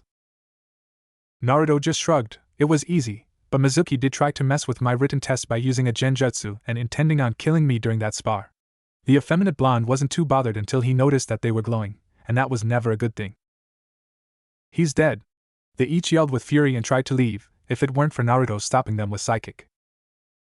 Calm down, you guys know I'm a lot stronger than Mizuki and even some of the ANBU, so he won't be able to hurt me, the whiskered blonde said, trying to calm everyone as he used aromatherapy before putting the relaxed group back down. After a while, they snapped out of it and Sasuke was first to ask, Hey Naruto, after the exam, how about we have a Pokemon battle? Before the blonde could answer, Ino shouted in disagreement, No way. Neru, Hinata and I are gonna do a Pokemon musical. Right, Neru? Shikamaru also disagreed. Neru, Shino and I will be researching the fossils we found and try to restore them. Shino nodded. Some of the fossils are bug-type Pokemon. Before the fighting could escalate, Naruto just spoke with a smile. I can always do everything you guys want with a few Kagebunshin. With that, everyone nodded with contentment and headed to their classroom when the bell rang. When everyone arrived into the classroom, Iruka proceeded to explain what they were going to do as a reminder before going off in alphabetical order with headbands with several different colored cloth on the table for those who passed. Not too long after, some of the headbands were gone but most of the students didn't pass. Sakura surprisingly did pass due to her good control with her low chakra. The group passed as well, with some of them using moves instead of the jutsu they were instructed to do. They either stuck with the henge, substitute, and double team, and using a move they learned and worked on with Naruto, Shino used spider web on Mizuki and left him stuck to the ceiling as he took his headband and left. Chuji was used barrier and brought up a wall from the floor and pulled it down to retrieve his headband. Shikamaru lazily used a shadow punch that surprised the two Chunin when he only held his fist out until Mizuki felt the punch on his face. Hinata shyly, on the outside, used bullet punch on the silver-haired Chunin, but unfortunately Mizuki was fine with a few cracked ribs. Kiba and Akamaru used drill run with Kiba stopping and letting Akamaru hit Mizuki with Kiba secretly praising and giving the Growlithe treats as soon as they were out the door. Ino used hypnosis on Mizuki and made him think he was a squirrel and stopped when he leapt out the window aiming for a tree a good distance away. Let's just say, a face-first fall from the 3rd floor was quite painful. Sai used camouflage and stalked over to Mizuki and reappeared with a kunai aimed toward his throat. Sasuke kept it simple with just ember and accidentally lighting Mizuki's hair on fire. It seems like they let Mizuki go for messing with Naruto, huh? No? Yeah, I don't think so either.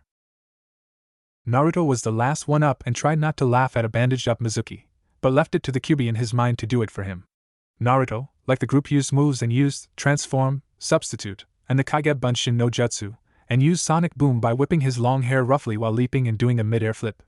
It caused quite a bit of damage for being around 5% of his usual strength to save structural damages as it flew out the window and hacked at a few trees before disappearing.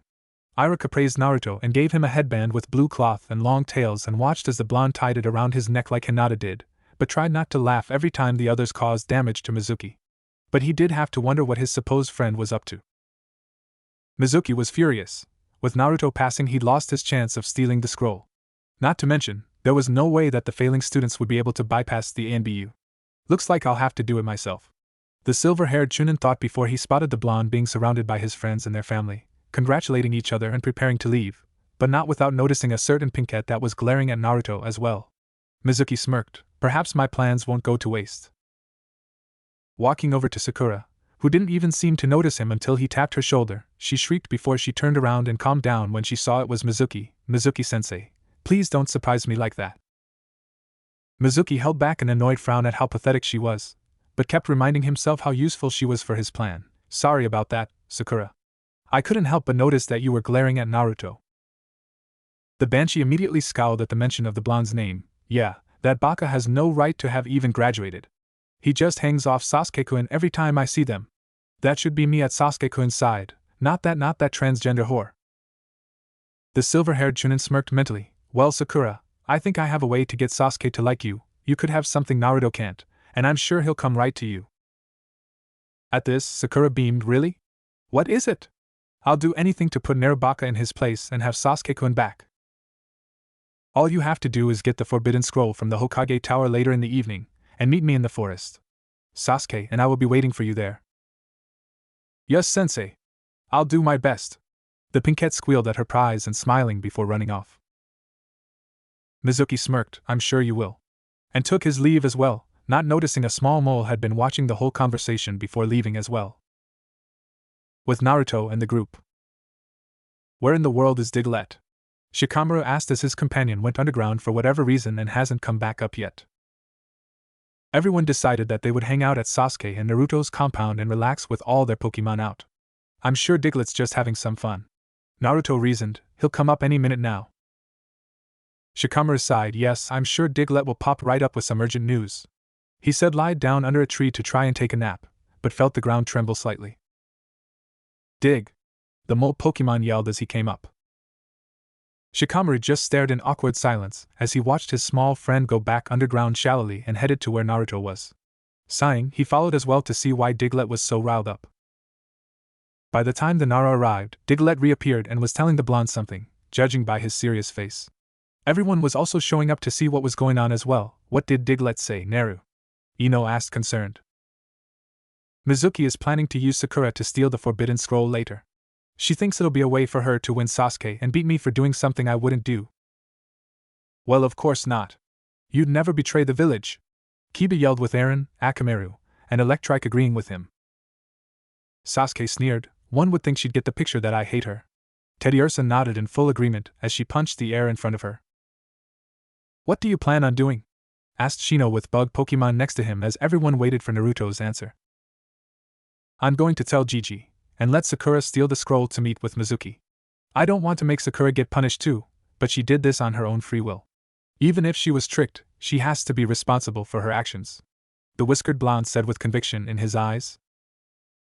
If it were anyone other than Naruto and towards someone really innocent, the group would be against the idea and find Sakura being punished cruel, but Naruto never did let go of his dislike of the civilians due to them still being arrogant fools and even going as far as messing with the Uchihas from time to time, even calling the group's clans traitors and very obvious statements. Because of that, Naruto had all rights to be cruel to a cruel person, but he still kept his kindness while Hiruzen punished the civilians for their actions. They nodded while Sasuke stepped forward. I'll go with you when it's time to get Harino and Mizuki, he said as he made a point that he wouldn't take no for an answer.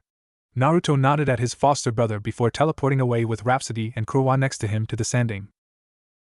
Later into the evening, Iruka was relaxing in his apartment as he wondered what his favorite students were up to when he heard a banging on his door. Opening it, the scarred man saw Mizuki with a frantic expression on his face. What's wrong, Mizuki? He asked. Sakura stole the Forbidden Scroll. We have to get it back. The silver-haired Chunin yelled in shock. Iruka was surprised, but why would she do such a thing? She passed the genin exam, he exclaimed as he hurried out the door and ran in search of the renegade Pinkette as Mizuki ran off in his own direction with a hidden smirk on his face. Meanwhile, Sakura was exhausted as she ran toward the forest to meet Sasuke and Mizuki with the large scroll in her arms. Just a little bit more, and I'll be with Sasuke-kun, she thought happily as she imagined themselves holding hands and then being in their wedding with Naruto crying in jealousy. Sakura, stop! A voice yelled, making the pink genin freeze and turn to the source. It was Irika. When he reached up to her, he yelled, "What in the world do you think you're doing? Don't you understand that what you are doing is treason?" Sakura stuttered in fear as she gripped the forbidden scroll tighter. But Mizuki-sensei said that if I give the scroll to him, me and Sasuke-kun will be together forever. That made Irika pause. Mizuki was behind this? Hearing something, he yelled as pulled Sakura out of the way. Sakura, move! As he did, a large Fuma shuriken embedded itself into the ground. The scarred Chunin turned to the direction where the weapon came from and yelled, "You were behind this, weren't you, Mizuki?" From behind a thick tree was not only Mizuki but Sasuke, both wearing evil smirks on their faces.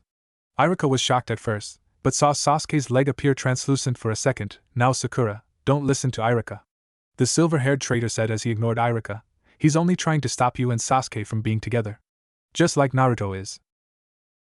Sakura, being as delusional as she was, believed his every word. Her eyes widened before growling at the scarred Chunin. "That must be it. You're on Naruto Baka's side, so you're trying to stop my and Sasuke-kun's love. Well, I won't let you or anyone stop me." She then made a run for it towards Mizuki and Sasuke. "I think that's enough. Spikes," a voice said calmly as large caltrops formed around the banshee, keeping her trapped. The surprised trio turned to the source of the voice to see it was Naruto and another Sasuke with him. "Sasuke-kun?" Sakura exclaimed in surprise, "But you're over there with Mizuki-sensei," facing the traitor in confusion. "HN. It is obviously a fake," the real Uchiha said as he launched an ember at both Mizuki and the clone, making the traitor dodge and destroying the clone. Sasuke grunted that he missed but nodded at Naruto before going over to Sakura to retrieve the forbidden scroll. Seeing Naruto come forward, Mizuki laughed. "Do you really think you're strong enough to handle me? A Chunin? You are nothing more than a dead last." Naruto merely stared at him coldly as he ignored the insults. "You mocking me is no different than the villagers. As a shinobi of Konoha, it's my job to deal with all traitors." "Oh really? Why defend them?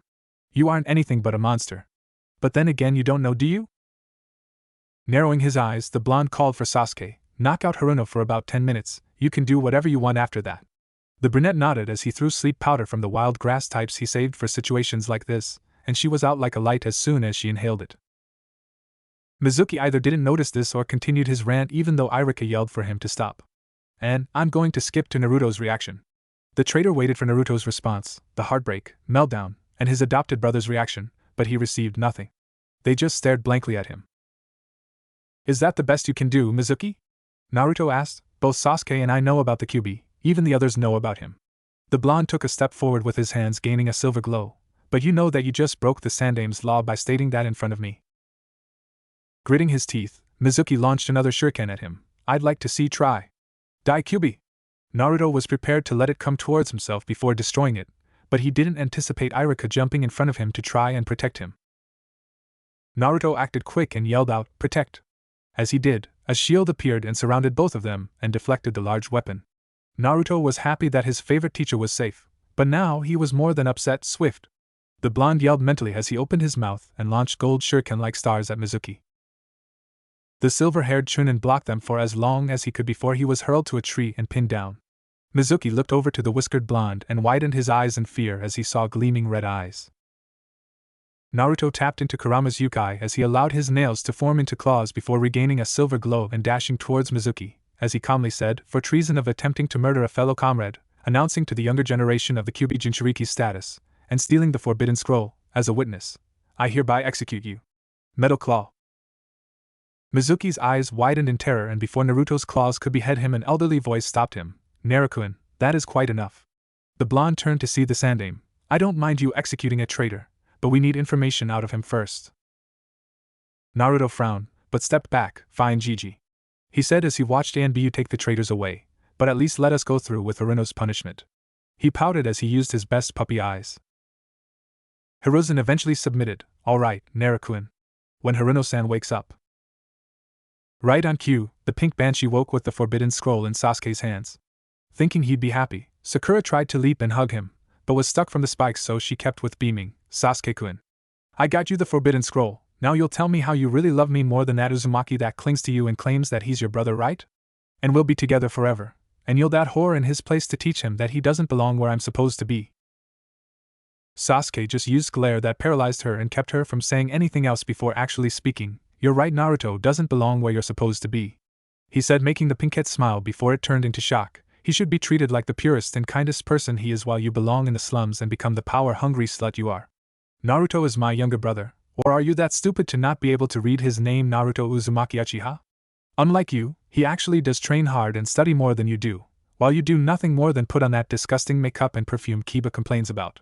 He's honestly strong, and takes the time to spend time with everyone, train with us, and teach new things, all with a bright and real smile on his face. Naruto's perfect in every way, while you are imperfect in every way, from that shallow attitude to that annoying pink hair and giant forehead. The only thing I'd like about you would be that I'd like you to be gone from the face of the earth for insulting Naruto, and leave the ninja program. To say Sakura was in tears would be an understatement. She was weeping a puddle from Sasuke's cruel words and was hoping that he'd stop and comfort her. Instead, the tears seemed to make the brunette to sneer from a pathetic display and be harsher with Naruto, Hiruzen and Iruka watching with their own thoughts. Naruto was waiting for his brother to be done with his harsh words and knew he would do something else. Hiruzen merely sweat dropped. Uchihas always were ones to be cruel with words if they did talk. Iruka was surprised that the boy that usually kept a small smile when he was with Naruto and their friends was this temperamental, but figured that Sakura made him lose control. Sasuke was smirking and enjoyed his sadistic moment. As he stared at Sakura's long pink hair, you thought I would simply like you because you had long hair? The only one that looks angelic with long flowing hair is Naruto. Your hair looks like clumps of bubble gum stuck together. I think now is as good a time as any to get rid of the eyesore.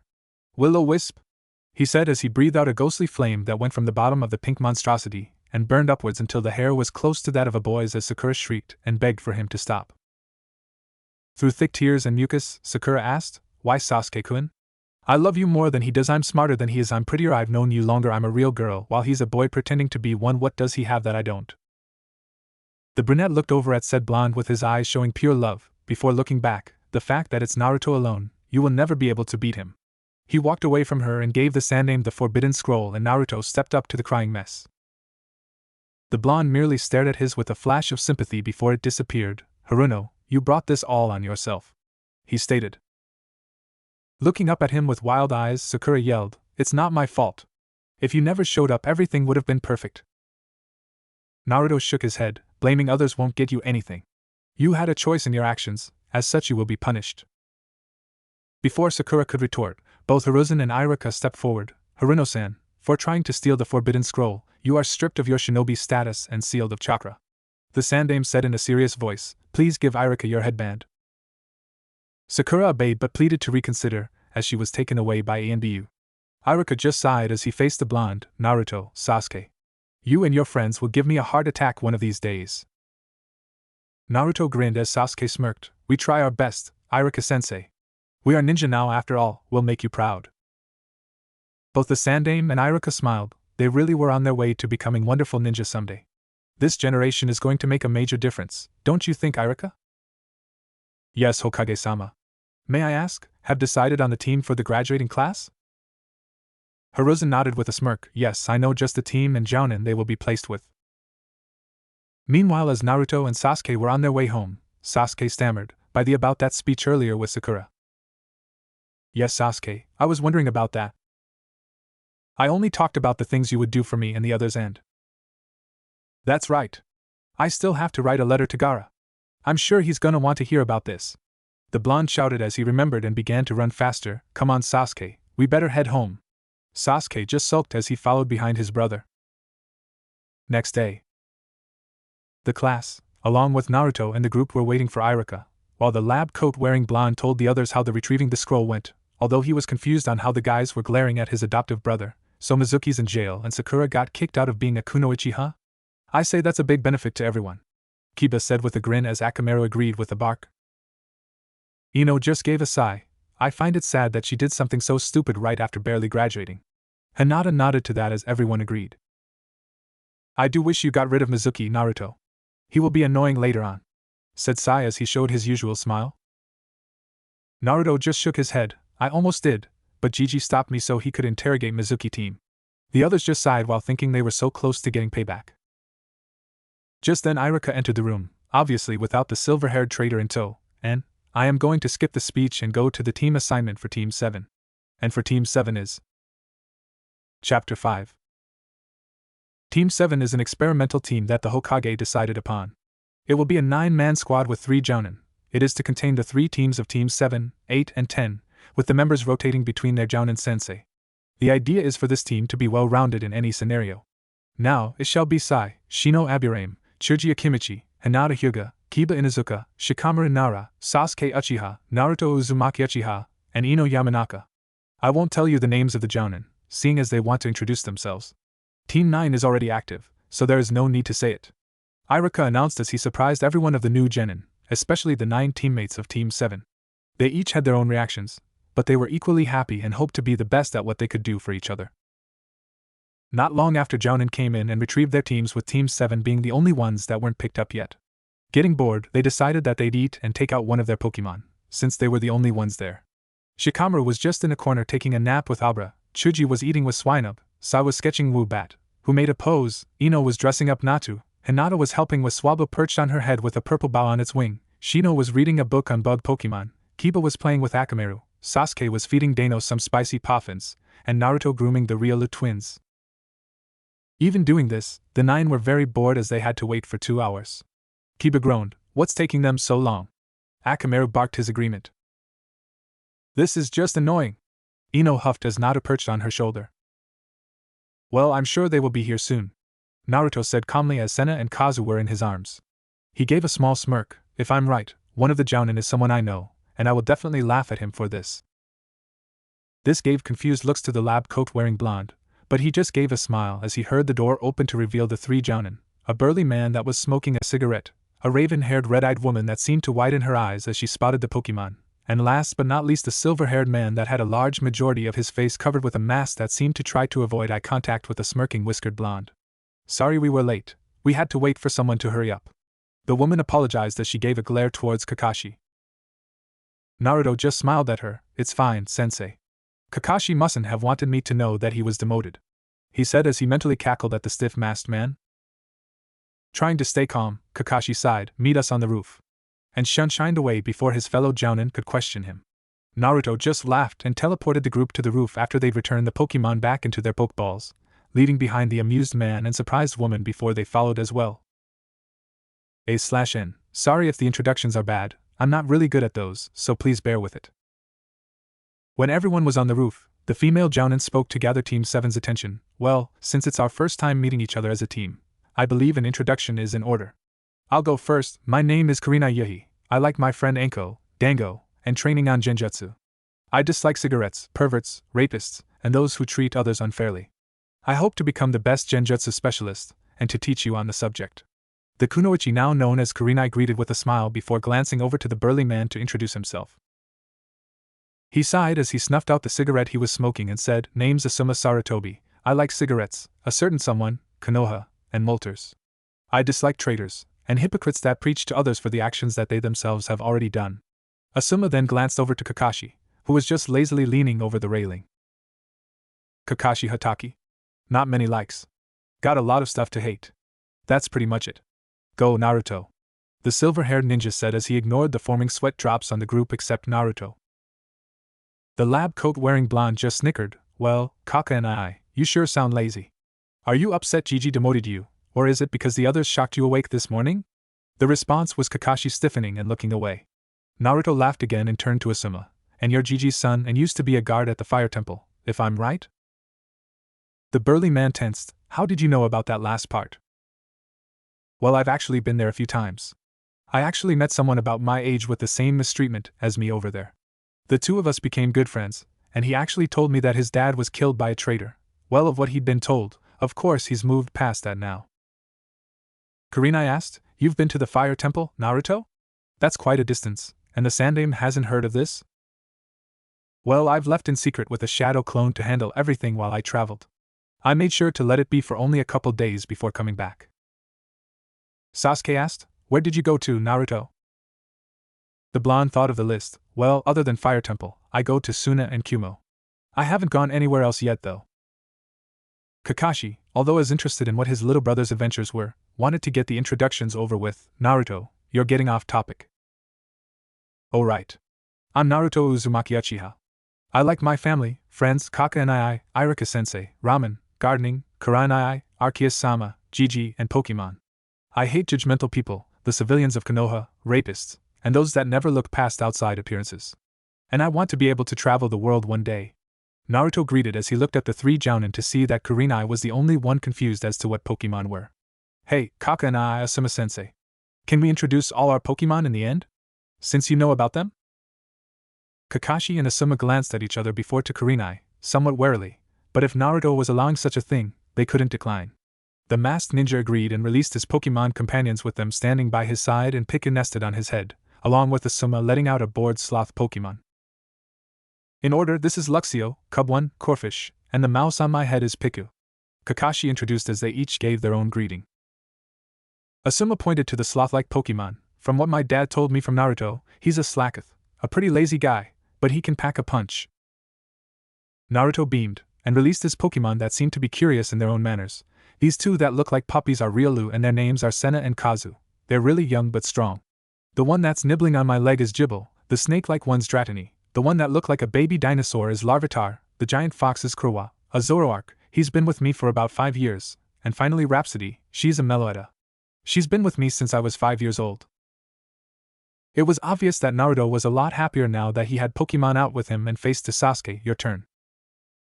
The brunette nodded and let out his Pokemon as well before talking about himself. This is Teddiursa, Charmander, and Dano. I'm Sasuke Uchiha. My likes are my family, friends, training, and Pokemon. I dislike those that mess with people that are close to me. Sasuke finished as he glanced over to Kiba, who released his Pokemon quickly. Alright.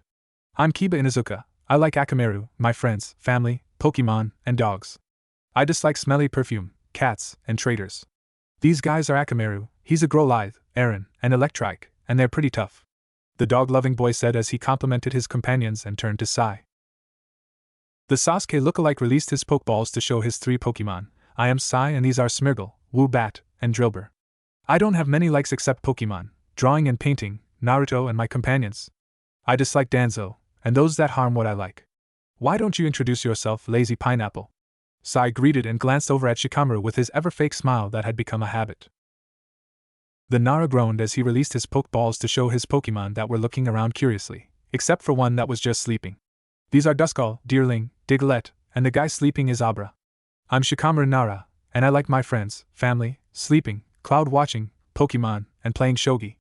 I dislike things that are troublesome and arrogant, and fighting when it's unnecessary. Chuji. The round Akimichi munched on his chips as he let out his Pokemon that instantly stood at his side. I'm Chuji Akimichi, and these are Beautifly, Makahita, Rhyhorn, and Swinub. I like Naruto's cooking, my family, friends, butterflies, and Pokemon. I dislike fighting, but I will if it's to protect my friends. With that, he gave his Pokemon some food and looked over to Ino. The blonde wasted no time as she let out her Pokemon, and praised them before introducing herself. I'm Ino Yamanaka and these are my adorable and tough friends, Petalil, Natu, and my 2 Nidoran. I like flowers, Pokemon, my friends and family, and hanging out with Hinata. I dislike people that act like they can just do whatever they want for their own gain. I want to help my friends and learn more about the medicinal herbs and berries with my family from Naruto. It's your turn, Hinata. The lavender-eyed girl nodded to her female friend as she let out her Pokemon except for one, with a small blue bird immediately perching on her head. The others just stood by her as if to guard her, while they eyed the 3 adults suspiciously. My name is Hinata Hyuga, these are my friends, Swablu and Sneasel. There's also Horsia, but she likes being in the water. My likes are my family, Pokemon, my friends, Cinnamon Buns, and training. I don't like my clan elders that force the branch family to wear the caged bird seal, and my friends being picked on. I hope to help my friends and keep my clan stay on equal terms with each other. With help, of course. She added after Swablu pecked her on the head for not acknowledging their help, and turned to Shino, who was last. The insect-loving boy nodded and let out his bug-type Pokemon that didn't hesitate on climbing onto him. I am Shino Aburame. These are my bug types, Surskit, Joltik, Paras, and Durant. My likes include insects, Pokemon, especially bug types, my clan, and my companions. I dislike bug spray, strong Pokemon repellent, and those that think they can simply harm something because they want to. I hope to one day see all the bug Pokemon of the world and expand my clan's knowledge of insects. With the introductions done, the 3 Jounin eyed the genin stoically before glancing at each other, and had a silent conversation. Rhapsody and Ino were considering on trying to hear in on their thoughts, but stopped when Naruto gave them a look that he knew what they were planning and not to do it. Kakashi spoke, showing whatever the adults were discussing was done, Alright you guys, by normal standards, we would test you 9 to see whether or not you can work together, but the Sandaime as well as your clans have vouched your teamwork capabilities, so we can't do the regular test to see if you can stay as genin. Now let's see, something like this has never been done before, what do you think, Asuma? Kurenai? The red-eyed woman glanced at the Pokemon with a tinge of unknown fear as she responded, I personally think that Hokage-sama planned this to spoil a certain blonde, but his orders are orders. I think we should split them amongst ourselves, and retrain from the ground up. The bearded Jounin shook his head, while he ignored the glares that were aimed toward his crush, Kurenai. That would be no different than a regular squad. It's supposed to be a rotating group where we are in charge of everyone. Besides, you can't just judge them so quickly because it's a majority of boys. They're hard workers, especially Naruto. Asuma had to add that, since the Sarutobi clan was just aware as the others of the Whiskered Boy's talent with medicine and potential. Not to mention, his young nephew Konohamaru seemed to be able to hear any bad comment towards Naruto. He viewed him as a big brother and role model, and whatever insult was uttered, the boy would enjoy setting the person's butt on fire with his little accomplice and friends. The lazy-eyed ninja nodded in defense of his little brother figure and friends while Pika hung on. That's right, Kurenai. We can't be quick to pick favorites. That wouldn't be fair and make us bad teachers. Then do you have any ideas, Kakashi? Kakashi just shrugged. Well, I do have one. Alright guys, you are all dismissed. We'll meet at Training Ground 7 tomorrow morning at 8. Don't be late, he announced as he returned his Pokemon back into their Pokeballs and leaving before anyone could say anything. Asuma sighed as he had Slakoth go back inside its Pokeball and followed behind. See you kids tomorrow. Kurenai was the only Jounin left as she eyed Naruto suspiciously. I know that you're hiding something, and I will learn everything as one of your sensei. After the 9 were all alone with their Pokemon, they visibly relaxed while Ino huffed. I don't like how Kurenai kept being so judgmental towards you, Naru. She reminds me of the other villagers. Rhapsody frowned as she also noticed that lady had no right to say that Naruto's spoiled. He worked hard to be as good as he is, and with only a little bit of help once in a while. The Whiskered Boy decided to speak before his friends would plot a scheme like he knew they would against someone that said something very unwise in front of Naruto. He probably had to visit Konohamaru too. She isn't a member of a clan, so she wouldn't know about me or Pokemon other than the fact that I'm probably the vessel of the thing that ruined her life in some way. Sorry about that, Kurenai. It's nothing, Kit. Sasuke protested to that. That just doesn't justify her actions. Ninjas should be able to put their personal matters aside. Teddiursa and the others nodded to that. The blonde suppressed a sigh. He knew this was gonna go nowhere with how equally stubborn everyone was. He'd even felt his armlets heat and give off a little spark for a moment before it stopped as quickly as it started. Why don't we go back to my house and I'll make us a snack before we continue training? It was a known fact that despite having a room for Naruto in the Uchiha's home, the blonde would prefer residing in his cabin-like house that was a small distance away in the compound. He usually stayed in there to study, conduct his checkups, or whatever else he was accustomed to doing before being adopted, although he did enjoy meals with everyone and helped out to make sure not to seem distanced, but the others adapted quite well. At the sound of the offer, both the Pokemon and clan heirs cheered, food, before taking off, leaving Naruto to chuckle while Rhapsody and Kurama laughed as well. They're as eager as ever, the large Zoroark said with a big grin on his face and a small amount of drool from the corner of his mouth. The Meloetta floated happily as she smiled. Let's get back before they and the Pokemon get too anxious. The lab coat-wearing genin agreed as he nodded. We can't keep them waiting. Teleport. Meanwhile with the Jounin, Kakashi, Asuma, and Kurenai were standing in front of the Sandaime with the lone Kunoichi looking at the Hokage for answers. Hokage-sama, please explain what those creatures that were with the clan heirs. Are they demons? If so, why are they here without spreading the knowledge to the other shinobi to be prepared for their potential danger?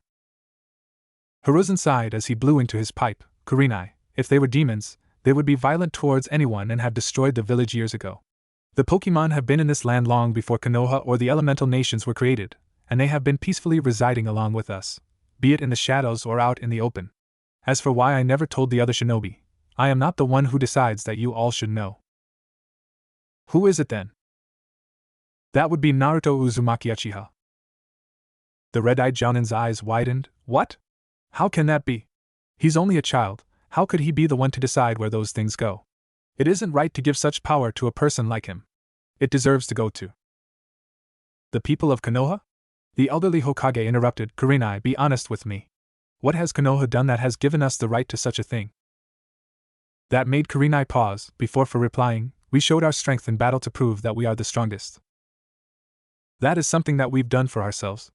Hiruzen commented. At the Jounen's raised eyebrows, he elaborated, indeed we are strong, but we have done things to our own kind just to be at the top.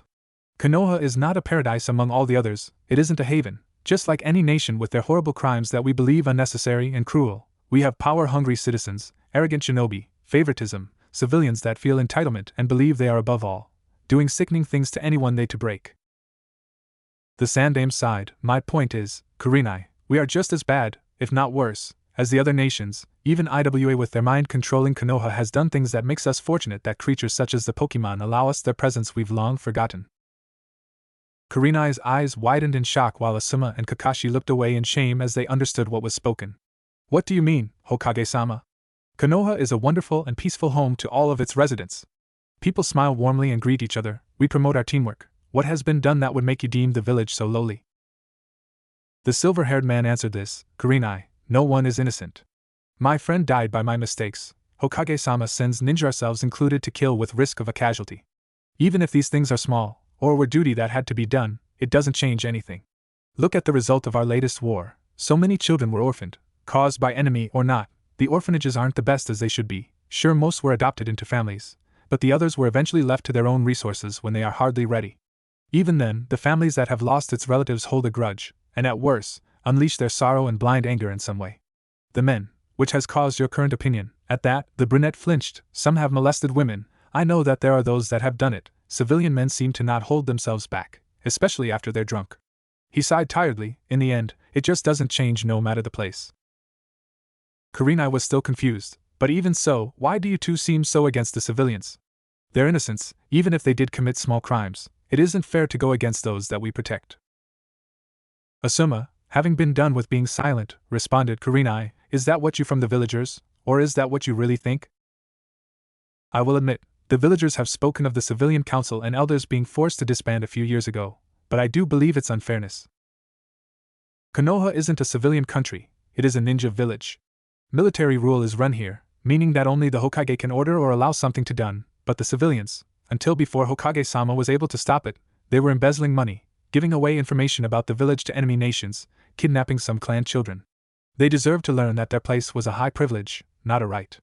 However, what was done to a kid like Naruto? The Genjutsu specialist's eyes hardened, but she was curious. What did they do to him? Hiruzen was the one to answer cryptically. He suffered the torture that was unforgivable, making him lose the one thing no person should never be robbed of. Why you mean? Kurenai uttered as shock and horror masked her face. The Sandame only nodded somberly while Kakashi looked down in guilt with Asuma trying to cheer him up. That's right. Not only that, he suffered the presents the villagers gave him as well and then thrown away in the forest of death to be eaten. He was only 5 then. No one, not even a criminal, deserves to go through such a thing, let alone a child. Konoha, do you really want to truly loathe the village became? I would have honestly publicly killed the counselors, if Naruto hadn't managed to stay so strong. Kakashi continued, it was Arceus-sama, the god of Pokemon, that chose Naruto. He is the purest, and it was only one that was able to befriend Pokemon. He now acts as an advocate and caretaker of them, and only those that he knows are trustworthy and honestly care about Pokemon without wanting a benefit is allowed to have one by their side as a friend. The red-eyed woman paused as she let it all sink in. She really was treating a kid like he was the source of a plague, and all for what? Taking warped people that don't care between right and wrong's opinion? What about Hokage-sama? Why doesn't he have one of these Pokemon if they only side with those Naruto trusts? The Sandame chuckled. I actually do have a companion, but he likes to pretend he's sleeping. Isn't that right, Darmanitan? He said as he looked out of the corner of the eye to see what looked like a strange statue. I don't see anything there, other than that peculiar statue, Kurenai said before becoming surprised when the statue stood. Darman. The now mobile statue grinned as he waved at the 3 jounin before going over to hang from Hiruzen's chair.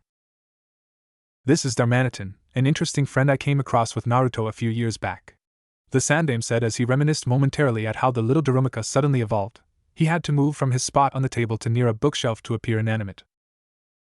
However, the ape-like Pokemon seemed to have a little habit of plotting small things against Hiruzen's son for some reason whenever the elderly Hokage's back was turned. Even at that, he was making faces at Asuma, who froze and glared, while Kakashi mentally chuckled and Kurenai was shocked that a statue was actually a Pokemon. Hiruzen smiled, then looked seriously at the lone female. Now do you see, Kurenai? I don't demand that immediately start liking Naruto, But I chose you to be one of the 3 jounin because you also want move beyond your past. Please do not me regret my decision. I will guarantee not to disappoint you, but why are those 9 in a single team under the guise of a rotating team? Wouldn't it be better for it to be the same it's always been? It's a well-known fact that Konoha promotes teamwork, but the traditional setup for the team has become too obvious. Naruto and his friends will be the ones to test this team structure, where the team will be multiplied by 3 and make sure to emphasize one another's strengths and cover their weaknesses. But how will this help? Won't it be risky should the 3 jounin be away on another task? It could endanger more lives. Naruto and the kids, along with their parents, have agreed to this team setup. The 9 have long trained while in the academy to be ready for teamwork and battle with each other, with Naruto advisably in charge since he is strongest. Kurama was curious about that. From her memory, the whiskered blonde was dead last, but perhaps it was wrong, seeing as how those clan heirs and boy respected and adored the Jinchuriki. Even so, Naruto can't possibly be that good. Don't you dare say bad things about Naruto and I. Get that rude lady with Ember, Cyndaquil. A young boyish voice yelled as he opened the office door and pointed at the red-eyed woman as a mouse-like Pokemon poked out from within the boy's long scarf and let out its fiery breath at Kurama as it leapt. Asuma quickly blocked the small flame as Kakashi grabbed both the boy and Cyndaquil. Konohamaru, you can't just randomly do that to people. The Sarutobi scolded to his nephew that was still held up in the air. Konohamaru pouted. I yelled out loud before me and Cyndaquil attacked, right? Besides, that lady had no right to insult an Ai-san. Kakashi just sighed as he let the 2 down. How Konohamaru actually became friends with Cyndaquil was in a similar manner, but from what he'd heard from the Sandame, the Great Molters gave Konohamaru the egg itself, and the 2 were just as close as Rhapsody and Naruto. Now Konohamaru, while the surprise attack was impressive, it isn't polite to interrupt a meeting. She also happens to might be one of the jounin for Naruto's team. Hiruzen said, trying to calm his very active grandson. The Hokage's grandson frowned as he eyed Kurama with Cyndaquil mimicking him, before stating, I don't like her. What do you see in her, uncle? Wahat? Kurama and Asuma gasped in synchronized shock while both Hiruzen and Kakashi chuckled and Darmanitan grinned a bit too widely in the background. Konohamaru took that as the perfect time to escape as he brought Cyndaquil back into his Pokeball and leaving, you 3 better let Naruto and Ai and his friends pass the test or else. Kakashi Asuma uttered gravely to get the silver-haired man's attention. Yes? Your plan for the test, you came up with one, right? I did. Will it be able to test them to their full potential? Well, that's a maybe, though Naruto won't need to be tested, so that leaves Sasuke, Sai, Shikamaru, Chuji, Shino, Hinata, Kiba, and Ino. Well, how will we test them? I know the perfect way, but expect a lot of damage on our end, when it's over. Kurama asked, will it be that bad? Kakashi shrugged, it's either this, or suffer Naruto's prankster protégé's wrath tomorrow. We're doomed. What if Naruto finds a Pokemon egg? Sasuke bashing, and here, and thanks for watching my video till the end.